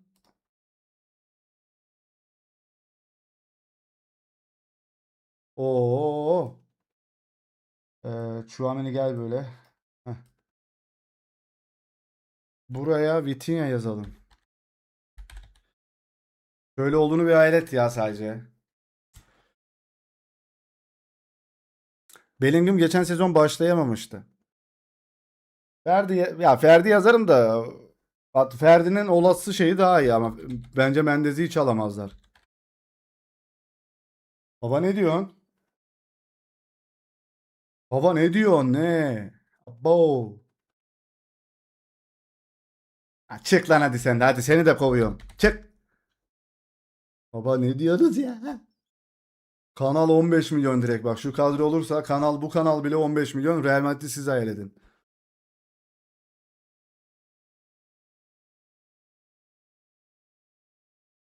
Üst sene abi Şampiyonlar Ligi'ni istiyorsan bu. Dream Team. Şampiyonlar Ligi kazanır. Bu takım 10 sezon şampiyonlar. Herkes coştu. Keşke ya. Şu olsa inanılmaz olur ya. Haaland hadi gel hadi gel. Hadi Mücahit de arttırdı. Haaland. Al baba. O ne diyorsunuz oğlum? Bu ne ya? Dünya karması mı bu? Defansta yine sıkıntılar var ama ya bence. Konate. ı-ı. Baba dur al sen al. Al abi ne diyorsun?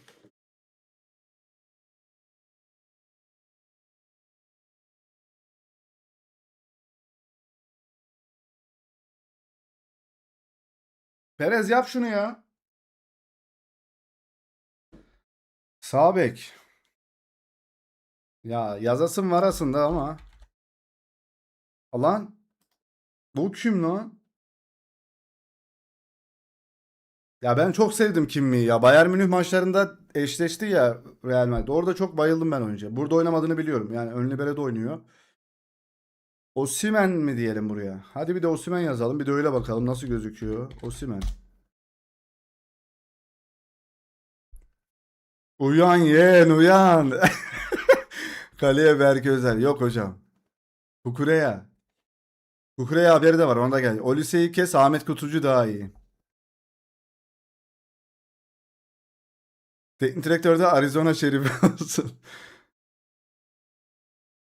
Sağ bek Mert Müldür. Ya tabii ki hayal arkadaşlar. Uyan yeğen. Baki Mercimek beni ben sevdim. Abi Kimi sadece orta saha değil, sağ bek de oynuyor. Ozan Tufan gibi oyuncu o da. Çok fena oldu. Yani şu kadro yırtılır gider yani, bak ben size bir şey diyeyim mi? Bak şunun baskısı, bak Osimhen'in burada gol atmasına gerek yok. O presi aynı Galatasaray yaptığı presi orada yapsın. Bu adamların hepsi gol atar abi. Hepsi girer buraya. Bunun arkasında köy lan ne oluyor? Bak şunun arkasında köy yılanı gibi beklerler bunlar. Osimhen'im o Arda forvet olmaya çalışıyor. Bakın Arda'yı yaklaştırınca forvet olmaya çalışıyor Osimhen'e doğru gelince. Evet, bu burada baskı yaparken bunlar köy yılanı gibi topları kapıp kapıp gol atarlar. Teknik direktörü boş verin abi. Bu takım teknik direktörsüz de oynar ya. Köy yılanı dansı başlar bu kadro bir araya gelirse. Arbeli altyapıya devam. Hoca da Aykut Kocaman. Hoca Luis Enrique. Üf. Üf. Defansa Samet'i al. Bir deneyelim. Bastoni'den iyidir bence Samet. Yani evet. Kan dondu birazcık. Evet, kan donması yaşandı. Salih sağ bek. Sağ beke bir de Ergün Pembe. Buraya gerçekten Ergün Pembe mi? Sol bek de değil ha. Ergün Pembe. Ergün Empembe. Ergün Empembe.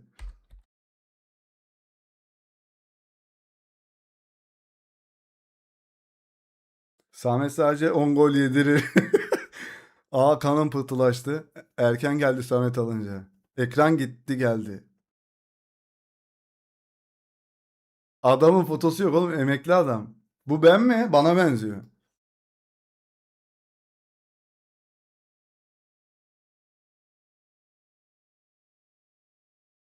Ya arkadaşlar tabii ki de hayal kurduk da nerede lan o? Yine biz buraya şey yazalım. Konate. Konate yazdık buraya. Kimi yazdıydık lan? Buraya Höyzün vardı. Abi net savunma lazım. Bak görüyorsunuz değil mi eksikliği? Bak Höyzün'le olmaz. Dumfries. Dumfries. Ee, Kukureya falan da diyorlar buraya da. Carreras yazalım. Gerçekçi olalım. Bellingham'ı yazalım. Bellingham burada oynamaz ama. Hmm, çık. Vini. Dur lan, aklıma bir şey geldi. Dur dur dur dur dur.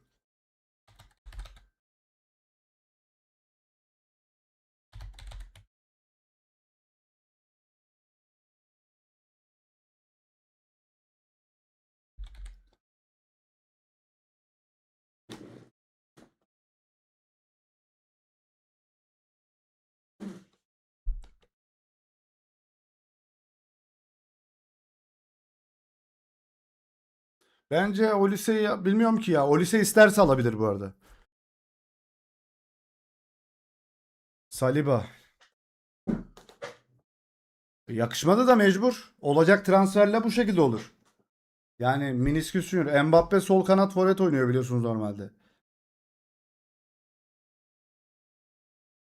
Aslında Egol olmasalar hepsi süper oyuncular. Evet. Hepsi süper oyuncular. Yanına da Job Bellingham. Şuraya mı? Anlarını satayım, iki zabıta. Lan ne oğlum, bu ne? Arda'nın arkasındaki yılanlara bakın. Bu ne?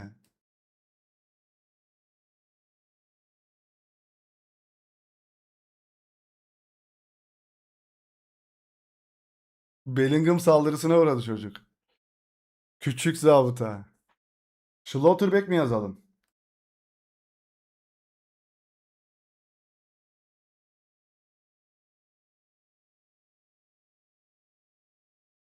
Jude Bellingham bu sene 0 gol.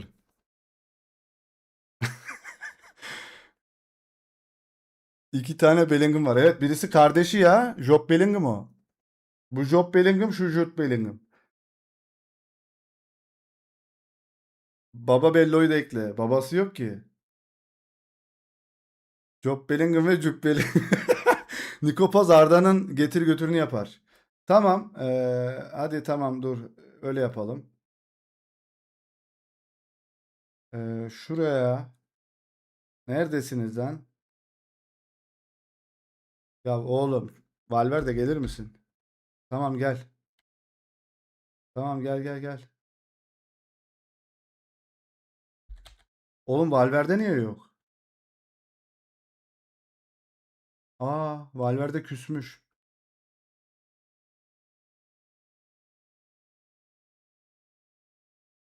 Tamam. Diyelim ki Mourinho Arda'yı yedek bıraktı. Nika.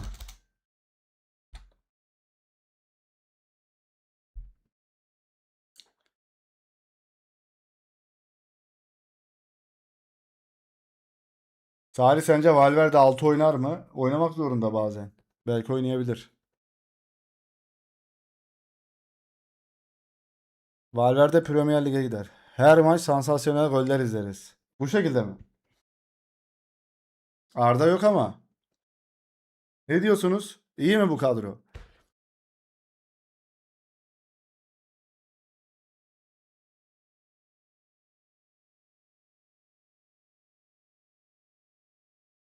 Orta sahaya 4 Arda Güler, 4 Arda koy. Salih Bey hayırlı geceler. Teşekkürler. Ne diyorsunuz bu kadro iyi mi? Chat uyumayın ya. Arda'yı da Paris Saint-Germain'e göndersinler ya böyle olursa.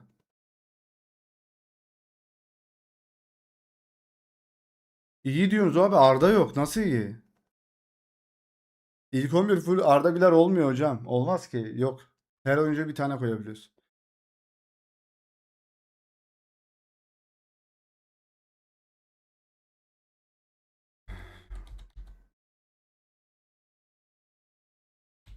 Aynı oyuncuyu koyamıyoruz ama şöyle yapabilirim.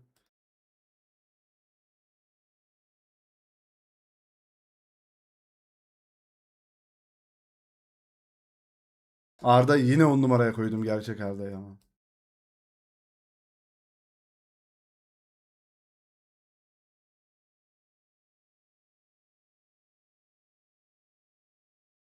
Oğlum ne yaptırıyorsunuz ya?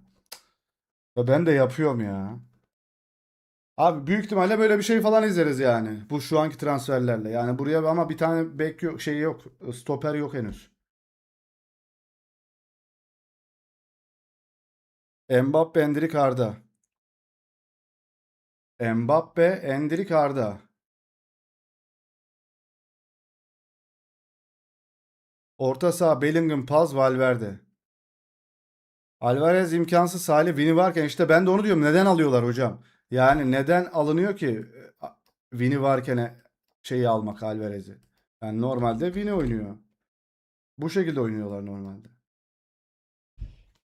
Arda forvet mi? Yok. Hadi öyle yapalım. Gel lan bir de sen 6 oyna bakalım. Oradan 40 gol atmayı biliyorsun. Gel 6 oyna da bir gör ya beni. Heh. Hadi bakayım bir de Arda atsın 40 tane gel. Oyna lan 6'da bu sefer. Oğlum şey alsak olmaz mı ya ben PES FIFA mifa alayım. Mbappe'yi 6 numaraya koyalım ya. Endrick 9 numara giyiyor ve sağ ayaklı. Hocam sol ayaklı Endrick.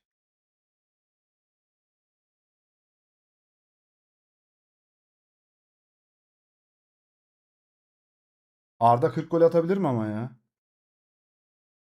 Salih Mourinho Dünya Kupası'nı izlemeyecek mi?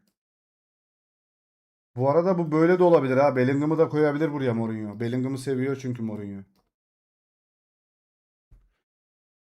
Kurtuğa daha çok yeter.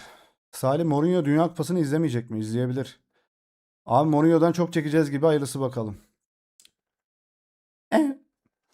Real Madrid'in içinden geçtik. Endrick'ten sağ kanatta düşünülüyor. Bu arada Salih yanlış yere koymadı. Abi Endrick burada oynuyor ki. Endrick her zaman burada oynuyor. Bol bereketli yayınlar, izlenmeler dilerim. Salih Bey emeğine sağlık. Teşekkürler.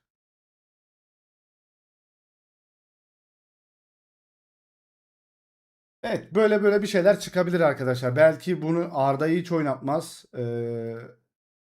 Şöyle de yapabilir yani buraya arkadaşlar. Buraya Chouameni'yi de çekebilir direkt. Böyle bir şey de izleyebiliriz. Buraya Höyzen'i koyalım. Şu an olmayan transferleri koymuyorum. Bu şekilde bir şey de izleyebiliriz. Çok kötü. Çok kötü. Real'e Ferdi, Kenan, Olise, Osimhen lazım. Top zaten rakip yarı alanda oynanacağı için gerisi önemli olmaz. Bence de katılıyorum yani. Forvet'i nereye koyarsa fark etmez, Mbappe'nin kafasına göre zaten. Küme düşer. Trent'i orta sahaya çekmezler demiş Salih. Belli olmaz bunlara. Valla Dumfries'i Trent'in yedeği olarak mı aldılar bilmiyorum. Yani Dumfries bence şeyden daha iyi topçu. Trent'ten daha iyi şu an. Abi 10 numaraya koy. Abi adam İngiltere milli takımında bile 10 numara giyiyor. O zaman kimi çıkaracak hocam? Hadi tamam. Chouameni de var. Buna da fazla para ödediler. Galaxy. Ben de senin gibi düşünüyorum. Bu adamın kesinlikle hatta şurada oynaması lazım. Bak, iki stoperin önünde oynaması lazım. Bu adam bu Kalas gibi fiziğiyle, Kalas gibi ayağıyla burada oynar.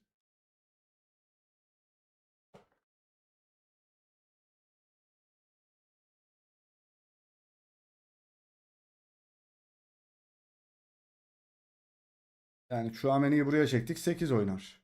Arda yok ama bak. Bak, bu kadroda Arda yok. Kimi çıkarayım ben hadi? Çıkart. Mourinho'sun, kimi çıkartacaksın?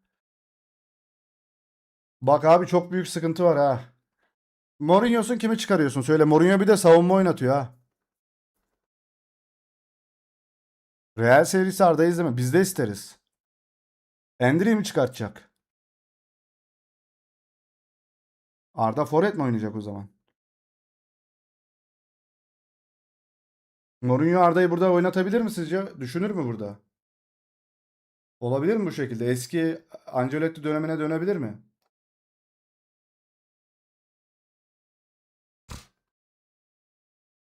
Valverde burada ya.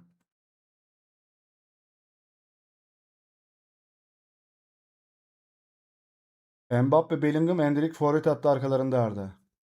Bellingham'ı forvete koyuyoruz.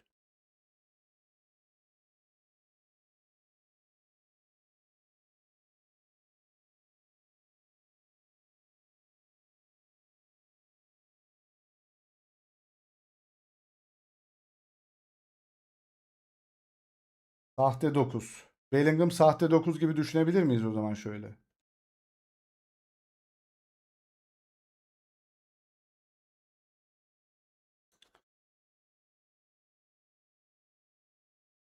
Forvet'te Valverde, sola Mbappe, sağa Endrick. Mourinho, Mourinho'yu çıkarır. Mourinho'dan bir şey olmaz. Sezon sonunu görmeden kovulur, merak etmeyin. Arda'yı Bellingham'ın yanına ya da arkasına yanında ya da arkasında kalmamalı, kesinlikle önünde olmalı her daim. Çok doğru. Abi Endrick de ama iyi ya. Brezilya milli takımda da atıyor mesela. Vini yok be abi, bak burada bir şey diyeyim mi? Transfer sezonu bitmeden yani sanırım arkadaşlar şu ya da şu, ama abi bak, oğlum bak, şu olayı videomda da söyledim. Prestiane Vinicius Junior olayını hatırlıyorsunuz. Irkçılık olayını. Mourinho ırkçılığa uğrayan Vinicius Junior'ı eleştiriyor. Ee, Benim oyuncum ırkçılık yapmaz. Senin de öyle dans etmemen gerekiyor dedi. Sonrasında oyuncusunu yine savunmaya devam etti. Ve Bernabeu'ya da giremedi Mourinho arkadaşlar. Rövanş maçında. Bütün herkes de Mourinho'yu eleştirdi Vinicius Junior yüzünden. Bütün işte şeyler falan, sen işte nasıl ırkçılığı savunursun gibi. Ne diyorsunuz şu olaya?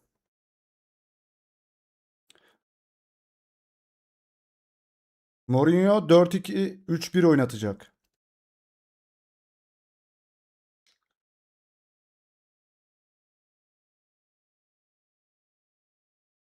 O zaman böyle olur bu iş. Bu arada evet, öyle bir sistem oynatacak diye haberi de açmıştık.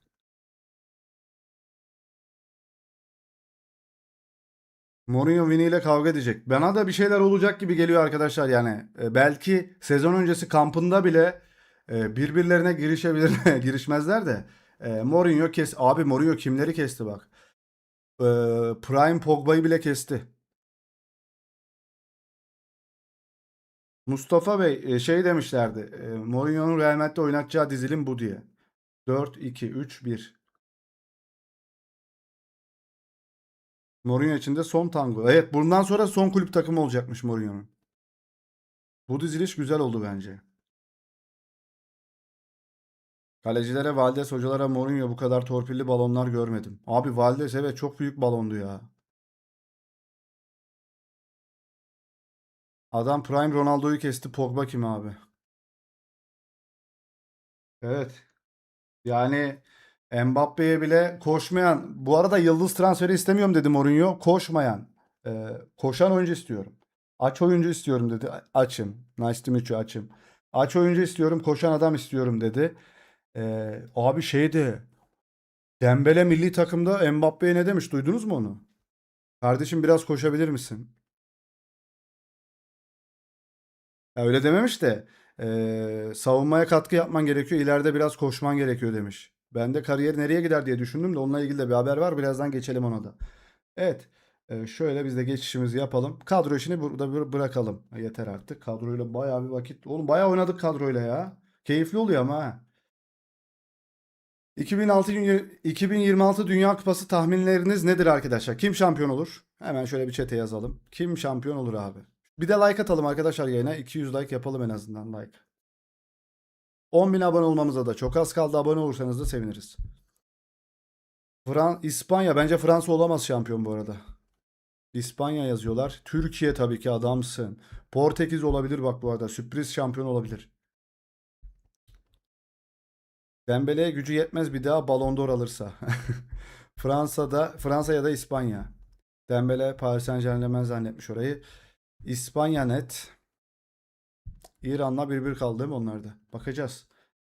Türkiye net. Gol kralı kim olur? Mbappe gol kralı olur. Fransa şampiyon olmaz diyorum ben. Harry Kane olabilir. Bilmiyorum ama Harry Kane İngiltere sıkıntı. Oğlum düşsenize Kerem Aktürkoğlu'nun gol kralı olduğunu. Gönlümde hep Türkiye geçiyor ama elenirse Portekiz diyor. Empempe. Tamam, sürpriz takım kim olur? Ben Türkiye diyorum abi buraya. Biz her zaman sürpriz yapmayı da seviyoruz ya. Gol kralı Arda oluyormuş inşallah. Çok saçma bir gol kralı olacak. Sürpriz takım Almanya diyen var. Türkiye, net Türkiye. Şampiyon eee, yani Kenan Menan sakatlığından dolayı ben artık zor görüyorum da. İnşallah oluruz ama sürpriz takım biz oluruz. Sürpriz takım Norveç'te evet. Ama Norveç size bir şey diyeyim mi? Sıcaklığa alışamamışlar. Selamlar Melih Öz hocam, hoş geldin. Arda asist kralı. Asist kralını Arda'ya yazalım mı? Yazalım bence ya. Türkiye yapmaz ha. Türkiye, İsviçre, Ekvador, Japonya sürpriz yapabilirler. Hocam bir sürü takım saydın. Türkiye, İsviçre, Ekvador, Japonya sürpriz yapabilirler. Hayal kırıklığı takımı. Ben Norveç diyorum ya. Ben Norveç diyorum hayal kırıklığına. Ee, Fransa da olabilir ya. Bilmiyorum ama Norveç. Arjantin'e de olabilir ha bak. Arjantin bence o hepsi olabilir ya hayal kırıklığı. İngiltere'nin ben kadrosunu da beğenmiyorum. Erken elenecekler kim? Ben Bolivya, Brezilya, Almanya tırt, Holland, Hollanda diyen de var. En iyi genç oyuncu.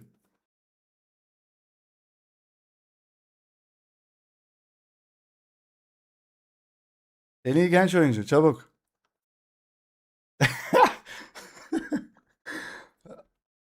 Arda Kenan diyen var. Glasgow Kenan diyor. Haiti elenir mi? Yapma hocam. Arda. Yamal. Yamal olur mu? Yamal turnuvanın en iyisi. Genç şeyi vermezler ona. Baba çünkü 28 yaşında ya. En iyi genç oyuncu kim seçilir biliyor musun sen? Gel buraya bakalım bir sen. Gel. En iyi genç oyuncu kim seçilir? Arda Güler! Mais non! Zabıta mı? Endrik. İngiltere ya da Türkiye alacak kupayı bence.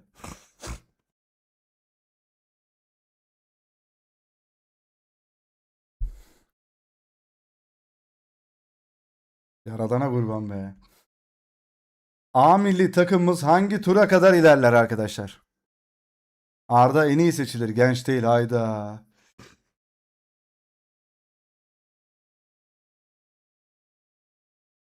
İspanya alır kupayı diyor Meltem Hanım. 8 çeyrek diyorsunuz. Çeyrek garanti diyorsunuz. Abi ne var şunu alıversek ya. Şu kupayı bir alıversek ya. Gençler. Şu Demi Kesti falan hadi seviyoruz. Ama hadi artık odaklanalım. Kenan. Kemik kemik suyu mu içiyorsun? Kelle paça mı içiyorsun? Bir şeyler iç, o dizini düzelt. Çabuk. Kalk ayağa. Portekiz alsın isterim Ronaldo için. Ben ilk kez katılıyoruz. Tecrübe önemli ya. Keşke alsak. Evet, Ronaldo da son Dünya Kupası olacağı için Ronaldo da alsın isterim ben. Biz elenirsek. Kvaratskhelia Gürcü olmasaydı. Ah. 100 kilometre daha yakında olsaydı. Yok şey o. Muriç. Grupta ikinci olursak yarı final. Yarı final garanti. Ne var şu kupayı ya alıversek ya. Bir tane şu altından bunu biz bozdururuz var ya deli gibi para eder şu. Norveç ya da Fas sürpriz olur. Var bizim Kıvaramız daha iyisi var. Oo Kenan. Ah bir de sakat olmasaydı. Lan Juventus lan. Şampiyon olamazsak Juventus'a yazar bu arada. Kötü oynarsa Kvaradinho olsaydı 500 milyon olurdu. Gürcü diye değeri az. Evet. Kvaradinho. Benim de değerim az. Salih Dinho'yum ben. Grupta ikinci olursak son 16'da Arjantin geliyor. Nasıl olacak? Evet son 16'da Arjantin geliyor ikinci olursak bu arada. Ama Arjantin'in ben inanılmaz bir şey olduğunu düşünmüyorum. Arda Messi'yi tokatlaması yok mu sert bir şekilde? Böyle pat pat. Messi'yi şöyle tokatlasa Arda. Mikrofon tokatladım az önce ya. Şaka gibi. Salay sakatladı Kenan'ı. Ondan önce de sakattı ya. Galatasaray maçında sakatlandı Kenan, sonra düzelemedi. Brezilya vs Türkiye olursa intikam zamanı olabilir. Tek korktuğum rakip İspanya, Fransa'yı yenebiliriz diyor. Kulaklık takanlar iptal oldu. Yapacak bir şey yok. Takmayacaklar o kulaklığı. Messi bu çocukta kim içimizden geçti? Kenan kaç maç yok? Bence ilk maçta yok ya. Onursuz Rivaldo. Namussuz Rivaldo. İspanya çıkarsa yeneceğiz arkadaşlar. Görürsünüz. Oğlum, herkes ümitli. İşte böyle olalım ya. Endrik. Hocam çok geride kalmışsın. İspanya karşı Arambol'dan başka çare yok. Arambol'u biz oynayamıyoruz ya. Biz geriye yattığımız zaman gol yiyoruz abi. Bizim ileride oynamamız lazım. Evet. Militao'nun öz kardeşi geldi. Sakatoğlu sakat aynen. Boktan Tuna milli takıma çağrılmadı hocam. TFF Başkanı'nı seviyorum ya. İntikam alacağız dedi İspanya'dan. Brezilya Federasyonu Neymar Junior'ın durumu hakkında açıklama yapıyor. Neymar pazartesi günü Neymar'ın MR'ı çekilmiş pazartesi günü ve testler tedavisinde beklenen parametreler dahilinde daha iyi bir ilerleme gösterdiğini ortaya koydu. Tedavi sürecini Brezilya Milli Takımı'nın tıbbi komisyonu tarafından planlanan toparlanma hazırlık sürecine devam edecek. Dünya Kupası bitince döner abi bence Neymar. Öyle bir dönüş süreci olabilir. Empempe. Dean Huijsen Arda Güler'e antrenman hakkında. Arda ile antrenman yapmak her gün yeni bir meydan okuma. Onun tekniği, vizyonu ve yaratıcılığı seni sürekli tetikte olmaya zorluyor. Onun gibi oyuncular etrafındaki herkesi daha iyi hale getiriyor demiş Dean. Evet, Mbappe Dembele'ye artık çok saygı duyuyor. 2 Ballon d'Or alınca 2 tane mi aldı lan Ballon d'Or'u bu? Bir tane mi aldı? Kankam. Empempe, Şampiyonlar Ligi kupan yok. Kadayıf oldun, kadayıf. Bu sezonda alır mı ya? Dembele. Osmane Dembele. Kylian Mbappe. Mbappe'ye gelişmesi için daha çok savunma yapması gerektiğini söyledi. Baba ne diyorsun? Baba ne diyorsun bu işe? Resmen şundan çekmiş onu.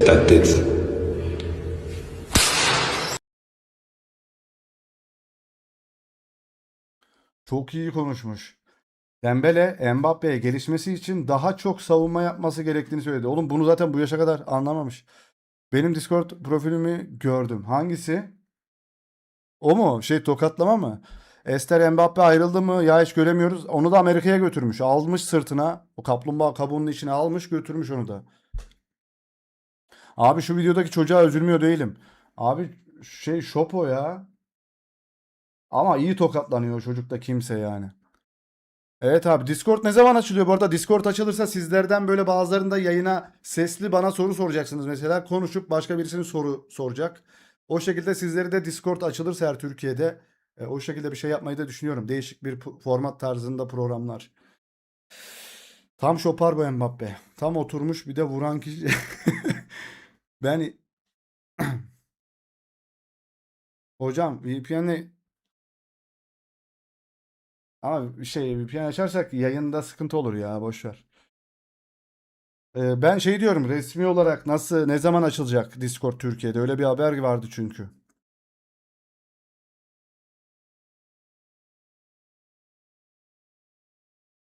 Abi bu Discord haberi her ay çıkıyor. Gitar yok mu? Gitar var arkada ama çalınmıyor.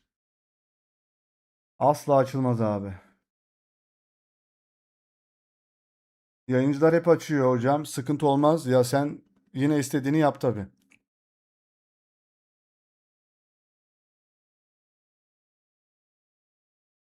Portekiz milli takımının olağanüstü 11'i kupayı kazanırlar mı arkadaşlar? Joao Felix, Ronaldo, Pedro Neto değil mi bu? Vitinha, Bruno Fernandes, Joao Neves. Abi şu orta sahaya bir bak la. Oğlum bunlar sol beke bak abi. Çok iyi kadro bunlar da ya. Nuno Mendes, Inacho, Diaz ve Cancelo. Kalede de kimdi lan bu Costa? Bu kaleci çok hata yapıyor ama ya. Sağdaki Vitinha'ya benziyor kardeşi gibi. Sağdaki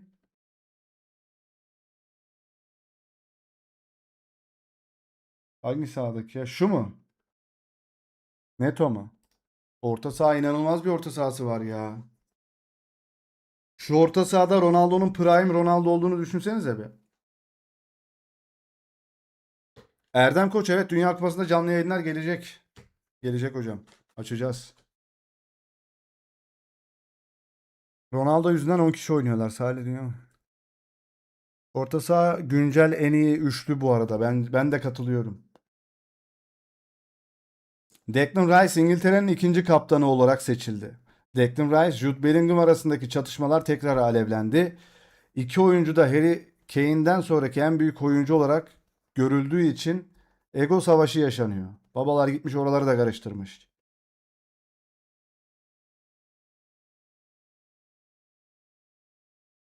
Bak yine üste çıkma çabası var şu fotoğrafta. Fotoğrafa daldım ya. Declan Rice bir şey anlatıyor ya. Bak yok öyle değil yok sen bilmiyorsun sen bilmiyorsun sen bilmiyorsun. Deyip kendisi de bir şeyler söylüyor bence. Bunu Arda'ya da yapıyor maçta. Arda'yla da çok tartıştılardı. Zabıta ilk 11'de oynamayabilirmiş evet. Al sana o haber. Thomas Tuchel, Jude Bellingham'a yerin garanti değil dedi. Sky Sports'un haberine göre Tuchel İngiliz orta saha oyuncuya ilk 11'deki yeri için mücadele etmesi gerektiğini söyledi. Abi Mourinho ikinci, üçüncü ayında kovuluyor. Dünya Kupası bittiği için Tuchel Real Madrid'e geliyor. Trent'i zaten milli takıma da götürmedi. Buna da böyle davranıyor. Arda Ballon d'Or alıyor.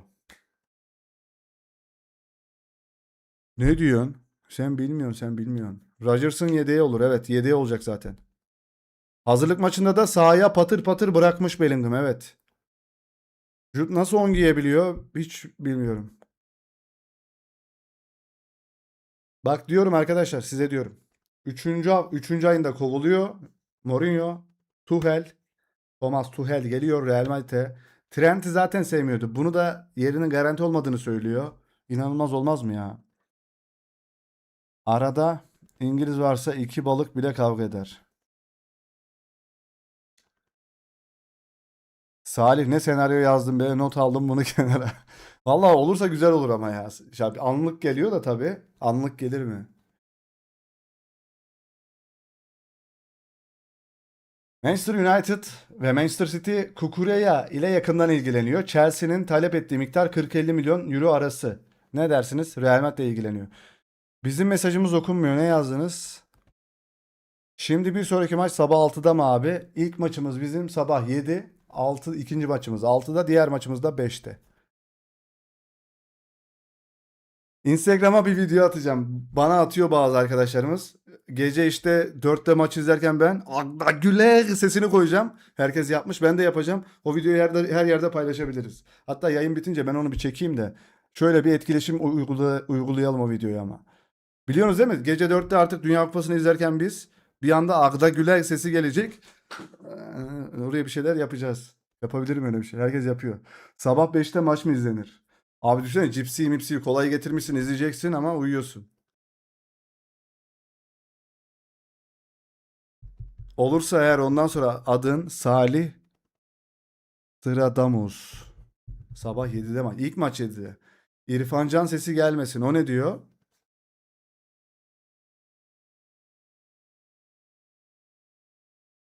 Serdar. Var diye bir de şey vardı ya Serdar. Serdar neydi lan o oyuncu? Bir tane oyuncu Serdar diye bir oyuncu gol atıyor. Serdar Dursun değil de.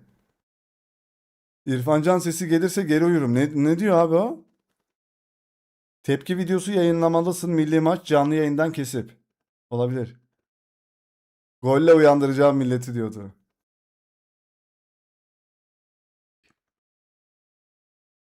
Sabah cips mi olur yumurtayla izleriz. Hocam ben hiç uyumayacağım için büyük ihtimalle uyumadan izlerim herhalde. Çünkü uyursam uyanamam. Uyursam herkes ölür. Erling Haaland Fas ile oynadıkları maçta 75. dakikada sadece 4 kez 75. dakikaya kadar sadece 4 kez topa dokunabildi. Sıcak ona iyi gelmiyor. Ne oldu lan Viking? Ne oldu?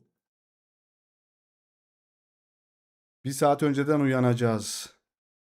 Atletleri çeker izleriz. Kırmızı beyaz atletler alındı. Türkiye Dünya Kupası'nı alsa Ballon d'Or Arda'da. Sabaha kadar buradayız. Abi 75'e kadar 4 kez topa dokunmak. Vikinglerin zaafını bulduk abi. Yazık olur Arda'ya. Bellingham kim 10 numara oynamak için. Paraguay maçı YKS'den 4 saat önceye denk geliyor. Abi bununla ilgili bir şey olacaktı. Düzenleme olmadı mı? İngiltere milli takımının kaldığı yerde Kansas City'de bir saldırı gerçekleştirilmiş arkadaşlar. İngiltere milli takımı. Bellingham. En az 9 kişi yaralanmış. The Athletic'in haberi arkadaşlar. Neler oluyor oğlum bak Amerika bak. Yılan var. Tabanca var. Sıcak var. Su molaları var. Yani bilmiyorum ya. Çok kötü bir yerde turnuva. Ya 24 yıl sonra turnuvaya gidiyorsun gittiğin yere bak ya. Maçı izleyip girsinler gaza gelirler.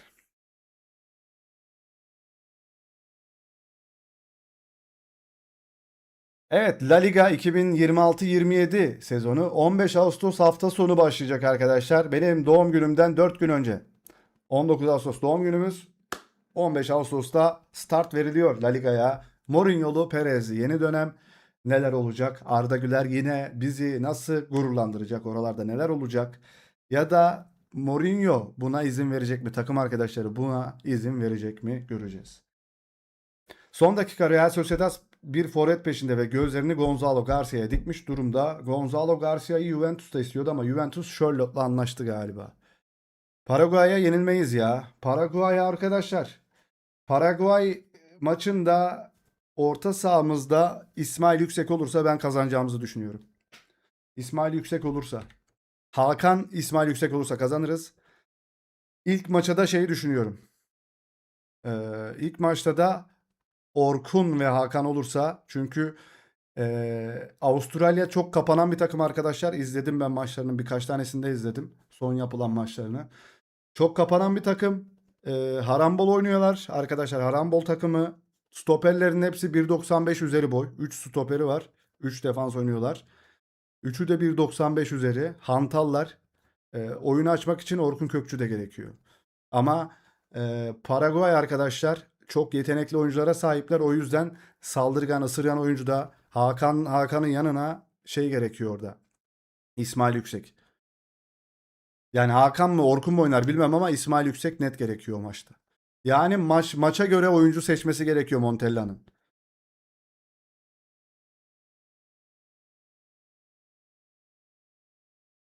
Evet, evet, Paraguay iyi takım.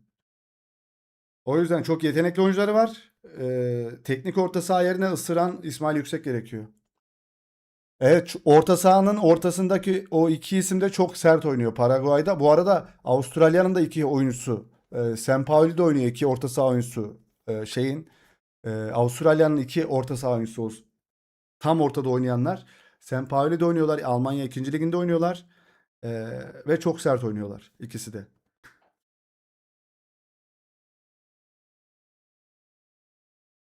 Kenan ikinci maça kesin yetişir değil mi şimdi? Bilmiyorum. Yani Kenan'ın dizinin aylardır geçmemesi beni korkutuyor abi. Sert oynuyorlarsa sert sert karşılık veririz. Muhabir Enrique Riquelme iyi bir rakip miydi? Florentino Perez onun kim olduğunu bilmiyorum. Ses Fabregas. Ben futbolu sokakta öğrendim. Ben gibi. Sokakta duvarlara şut çekerdim. Yazlarımı tüm gün futbol oynayarak geçirirdim. Şu anki çocukların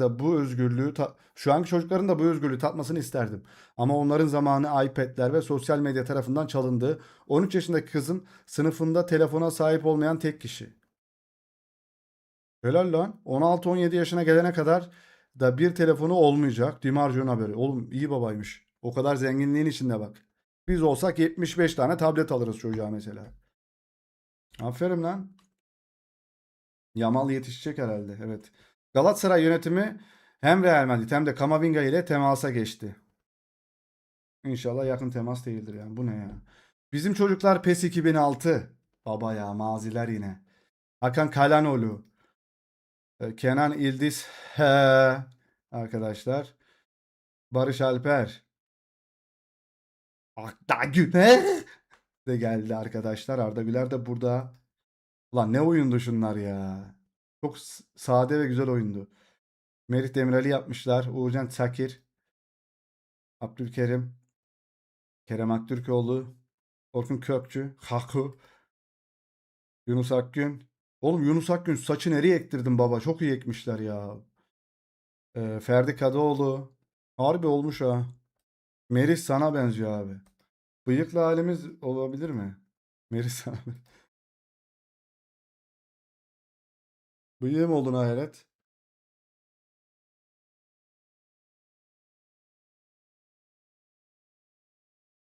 Sensible Soccer oynayanlar var aramızda.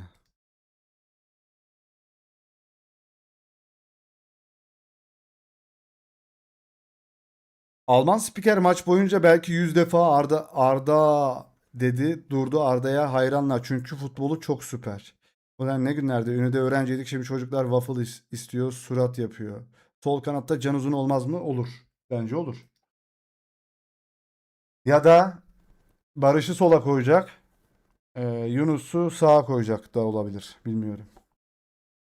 Doğrulandı Florentino Perez. Bunu Mücahit atmış, şey atmıştı, Doğuş atmıştı. Bir sürü de haber atmışsınız ama haberlere baksak mı? Real Madrid'in yaz transfer bütçesi 600 milyon euro arkadaşlar. 600 milyon euro. Abi şu Kenan'ı da alın o kadar paranız varsa ya. Soru senin hataların olduğu videoyu Yunus'un retweet ettiğini görünce ne hissettin? Abdülkerim Bardakçı hain gülerek. Yunus Akgün size yemin ediyorum ben uyuyordum yatıyordum abi neyi retweetledim dedim. Demirel yanlışlıkla da retweetlenmez bence abi her şey var bunda. Yunus Akgün aramızda bağ farklı öyle bir şey yapmayacağımı biliyor. Abdülkerim Bardakçı yapmışsın oğlum işte Demikes'ten. Yayın bitsin birazdan ben de Demikes'i bir izleyeyim ya. Madrid birilerini almasın birilerini göndersin aynen.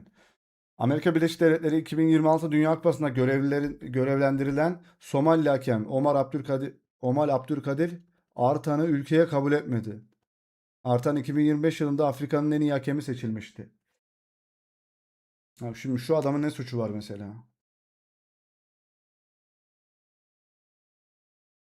Milli takıma bir adet Mustafa Yumlu gibi stoper lazım. Olise ve Mbappe'yi paylaşıyor. Real Madrid sayfaları istiyorlar Olise'yi. Evet, sarı civcivimiz geldi.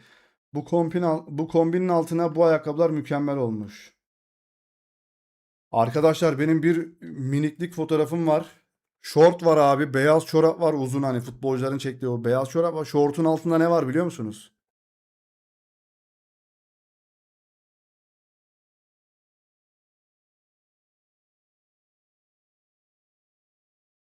Tahmin et abi. Şortun altındaki ayakkabıyı bir tahmin et. Kanım dondu yani. Fotoğrafı yaktım direkt. Arda'nın hem milli takım hem Real formasını aldık. Kenan isteniyor. Kıymet bilelim.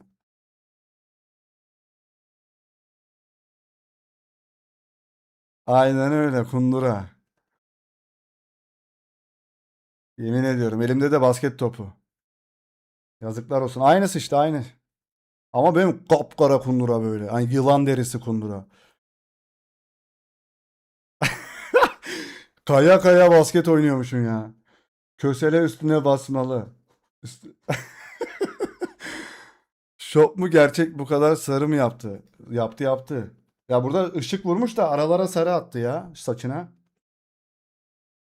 Ben Merih'le Hakan'ın saçını bekliyorum. Onlar ne yapacak? 2026 Dünya Kupası hakemleri bonuslarla birlikte 100 milyon dolara kadar para kazanabilecek. Ver. Ver bize de para verin. Cırt sarı.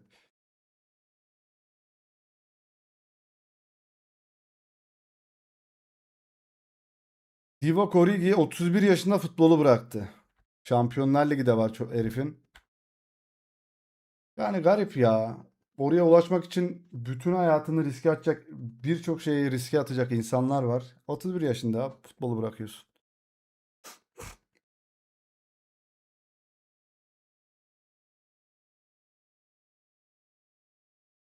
Yok, kara lastik değil, kundura ya.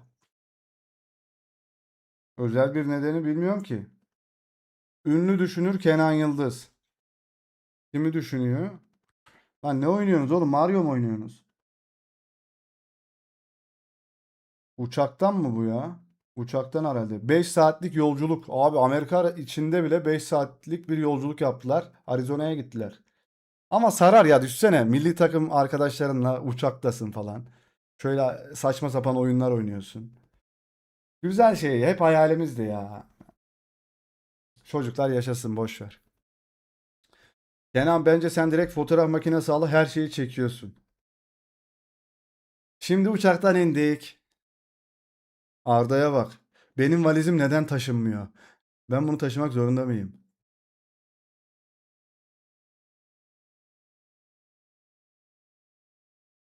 15 kez panik atak geçirirsin ki abi sen yok geçirmem oğlum böyle arkadaşların olduktan sonra niye geçiresin ki? Takımın %50'si direkt çabuk iyileşin. Evet bu ikisi takımın %50'si eder mi arkadaşlar? Ederler. Tam influencer Kenan. İkisinde iyileşme. Aa, Ferdi de bak oynamayabilir ya. Arda ile ise panik atak geçirmez evet. Arda ile Kenan'la. Eren Elmalı ile gitsem de geçiyor. Eren komik adammış ya. Demi Keste gördüm. Eren falan çok gülen adamı severim ben ya. Sürekli gülecek yanında. Takımın yarısı iyileşmesi lazım abi. İkisi de sakat. Barış bu çorap ne? Adam evet. Kanım dondu. Arizona sıcağında çekmiş çorapları.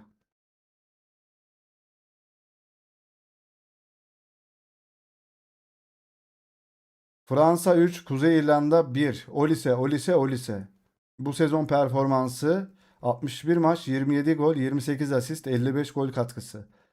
Empempe neredesin lan Mbappe? Mbappe gol atamamış, Olise hat-trick yapıyor. En iyi Fransız oyuncu.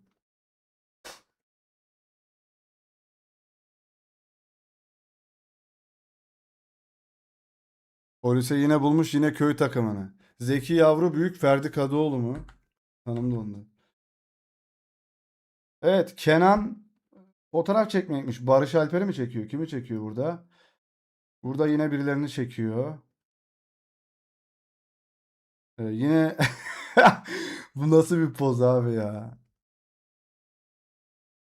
Oh yeah. Biz çıkalım kızlar baksın. Evet, Kenan durmadan çekim yapıyor abi. Empembe.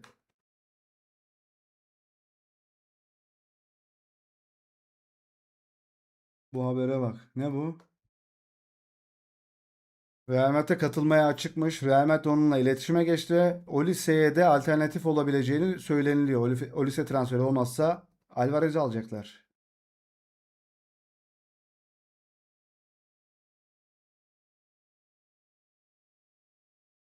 Evet. Haberlerde böyleydi arkadaşlar. Barış Alper kendini çirkin yapmak için bayağı çabalıyor. Evet bence de. Yani Türkiye'deki saçı iyiydi bence. Yani ilk milli takıma ilk girdiğindeki saçı iyiydi. Sonradan kötü olmuş. Çok sarı yapmış. Evet dostlar, bir yayının daha sonuna gelelim. Teşekkürler. Yine güzel bir, keyifli bir 2 saat geçirdik sizlerle beraber dostlar. Sağ olun, var olun, iyi ki varsınız. Hepiniz benim arkadaşımsınız artık. Yaş fark etmiyor. Hepimiz nasıl onlar milli takımda öyle arkadaşça gidiyorlar, geliyorlar. Bizler de sizlerle arkadaş olduk arkadaşlar. İyi ki varsınız. İspanya maçına geçelim yayından sonra. İspanya maçı mı var? İzleriz ya. Ben çok çalışıyorum ya. Ben çok çalışıyorum ya. Ben iş yapmak istemiyorum. Ben oturup ben de maç izlemek istiyorum ya. Çok teşekkür ederiz. Selim Bey ben de teşekkür ederim. Eyvallah. Like atalım en azından gelmişken. Elimize yapışmaz. Basit şöyle bak mouse'u ya da telefonu şöyle bir tane basıyorsun like atıyor. Özbekistan milli takımına hazırlık maç öncesi arama yapılmış. Sebep? İyi geceler abi. Saat 5'te maç. Heyecanla maçı bekliyorum. Şükran abla ben de vallahi. Perşembe değil bizim pazar günü maç. Ama Dünya Kupası Perşembe günü başlıyor değil mi? Maçları hangi kanaldan izliyorsunuz? YouTube kanalı olarak mı? Buradan izleriz herhalde ya. Şu kanalda 10.000 abone olmadı ya. Çok az kaldık. Hadi 150 abone lazım. Canlı yayın diyorsanız hocam bizim açacağımız yayınları diyorsanız bu kanaldan olur. İspanya maçı hangi kanalda bilmiyorum ama internetten izleriz herhalde. Şu mu? Bu hiçbir takımın forması değil arkadaşlar. Bu normal Adidas'ın retro forması bir tane. Herkes de kötü dedi formama. Ne var formamda ya? Gayet iyi benim formam ya. Üzdünüz beni dostlar. Ne var da formamızda? Güzel de işte.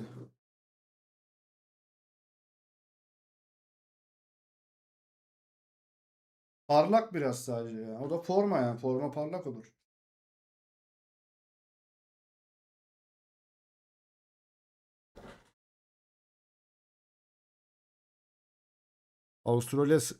Antalya sıcağında bu forma sıcak değil mi? Değil. Şalvarlı hali. Ben kesin uyurum maçı kaçırırım. Uyumak yok. Sen hepimize çete telefon numaranı yazıyorsun Doğukan. Biz seni sürekli arıyoruz. İlk maçtan sonra olursun tahmin inşallah inşallah. 24 yıl sonra katıldığımız Dünya Kupası'na şu anda dünya sıralamasında 24. sıradayız.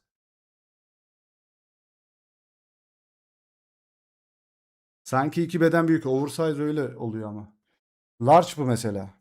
Large ben large giyiyorum. Boy 1.85, 95'te kilo var mesela. Arda bir an önce Chelsea'ye gitsin. Yok. Yok hocam. Chelsea Arda'ya gitsin. Bakalım belki de Arda'yı istemeyecekler. O da olabilir yani. Her şey olabilir. Öpüyorum sizleri. Geceniz güzel olsun arkadaşlar. Sağ olun, var olun.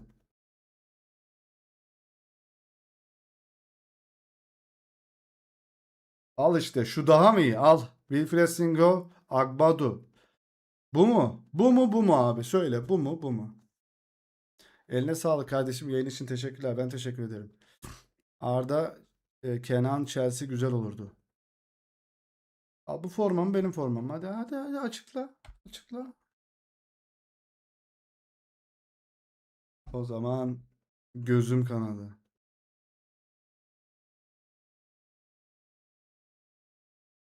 Hull City taraftarları Premier Lig'e çıkmalarının sevincini Antalya'da yaşadı. What? Benim niye haberim yok bundan? Otelde falandır bunlar ya. Bunları sokakta göremez. Bunlar sokak adamı değil. Biz sokak adamıyız biz.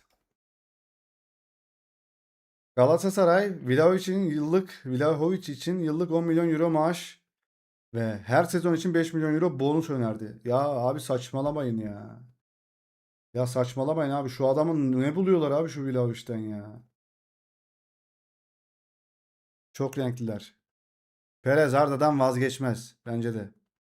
Ama Mourinho işte. Evet dostlar seviyoruz sizleri. Allah'a emanet olun. Geceniz güzel olsun. Yattığınız yer rahat olsun efendim. Arda Güler! Mais non! Bay bay. 10 milyon maaş alan yedek forvet mi olur? Forvetlerin alabası aynen öyle. Hep sakat. Evet dostlar görüşürüz. İyi geceler. Bay bay. Allah'a emanet. Ciao bella. İspanyolca mıydı lan Ciao bella? Çok yoruldum. Gidiyorum ben.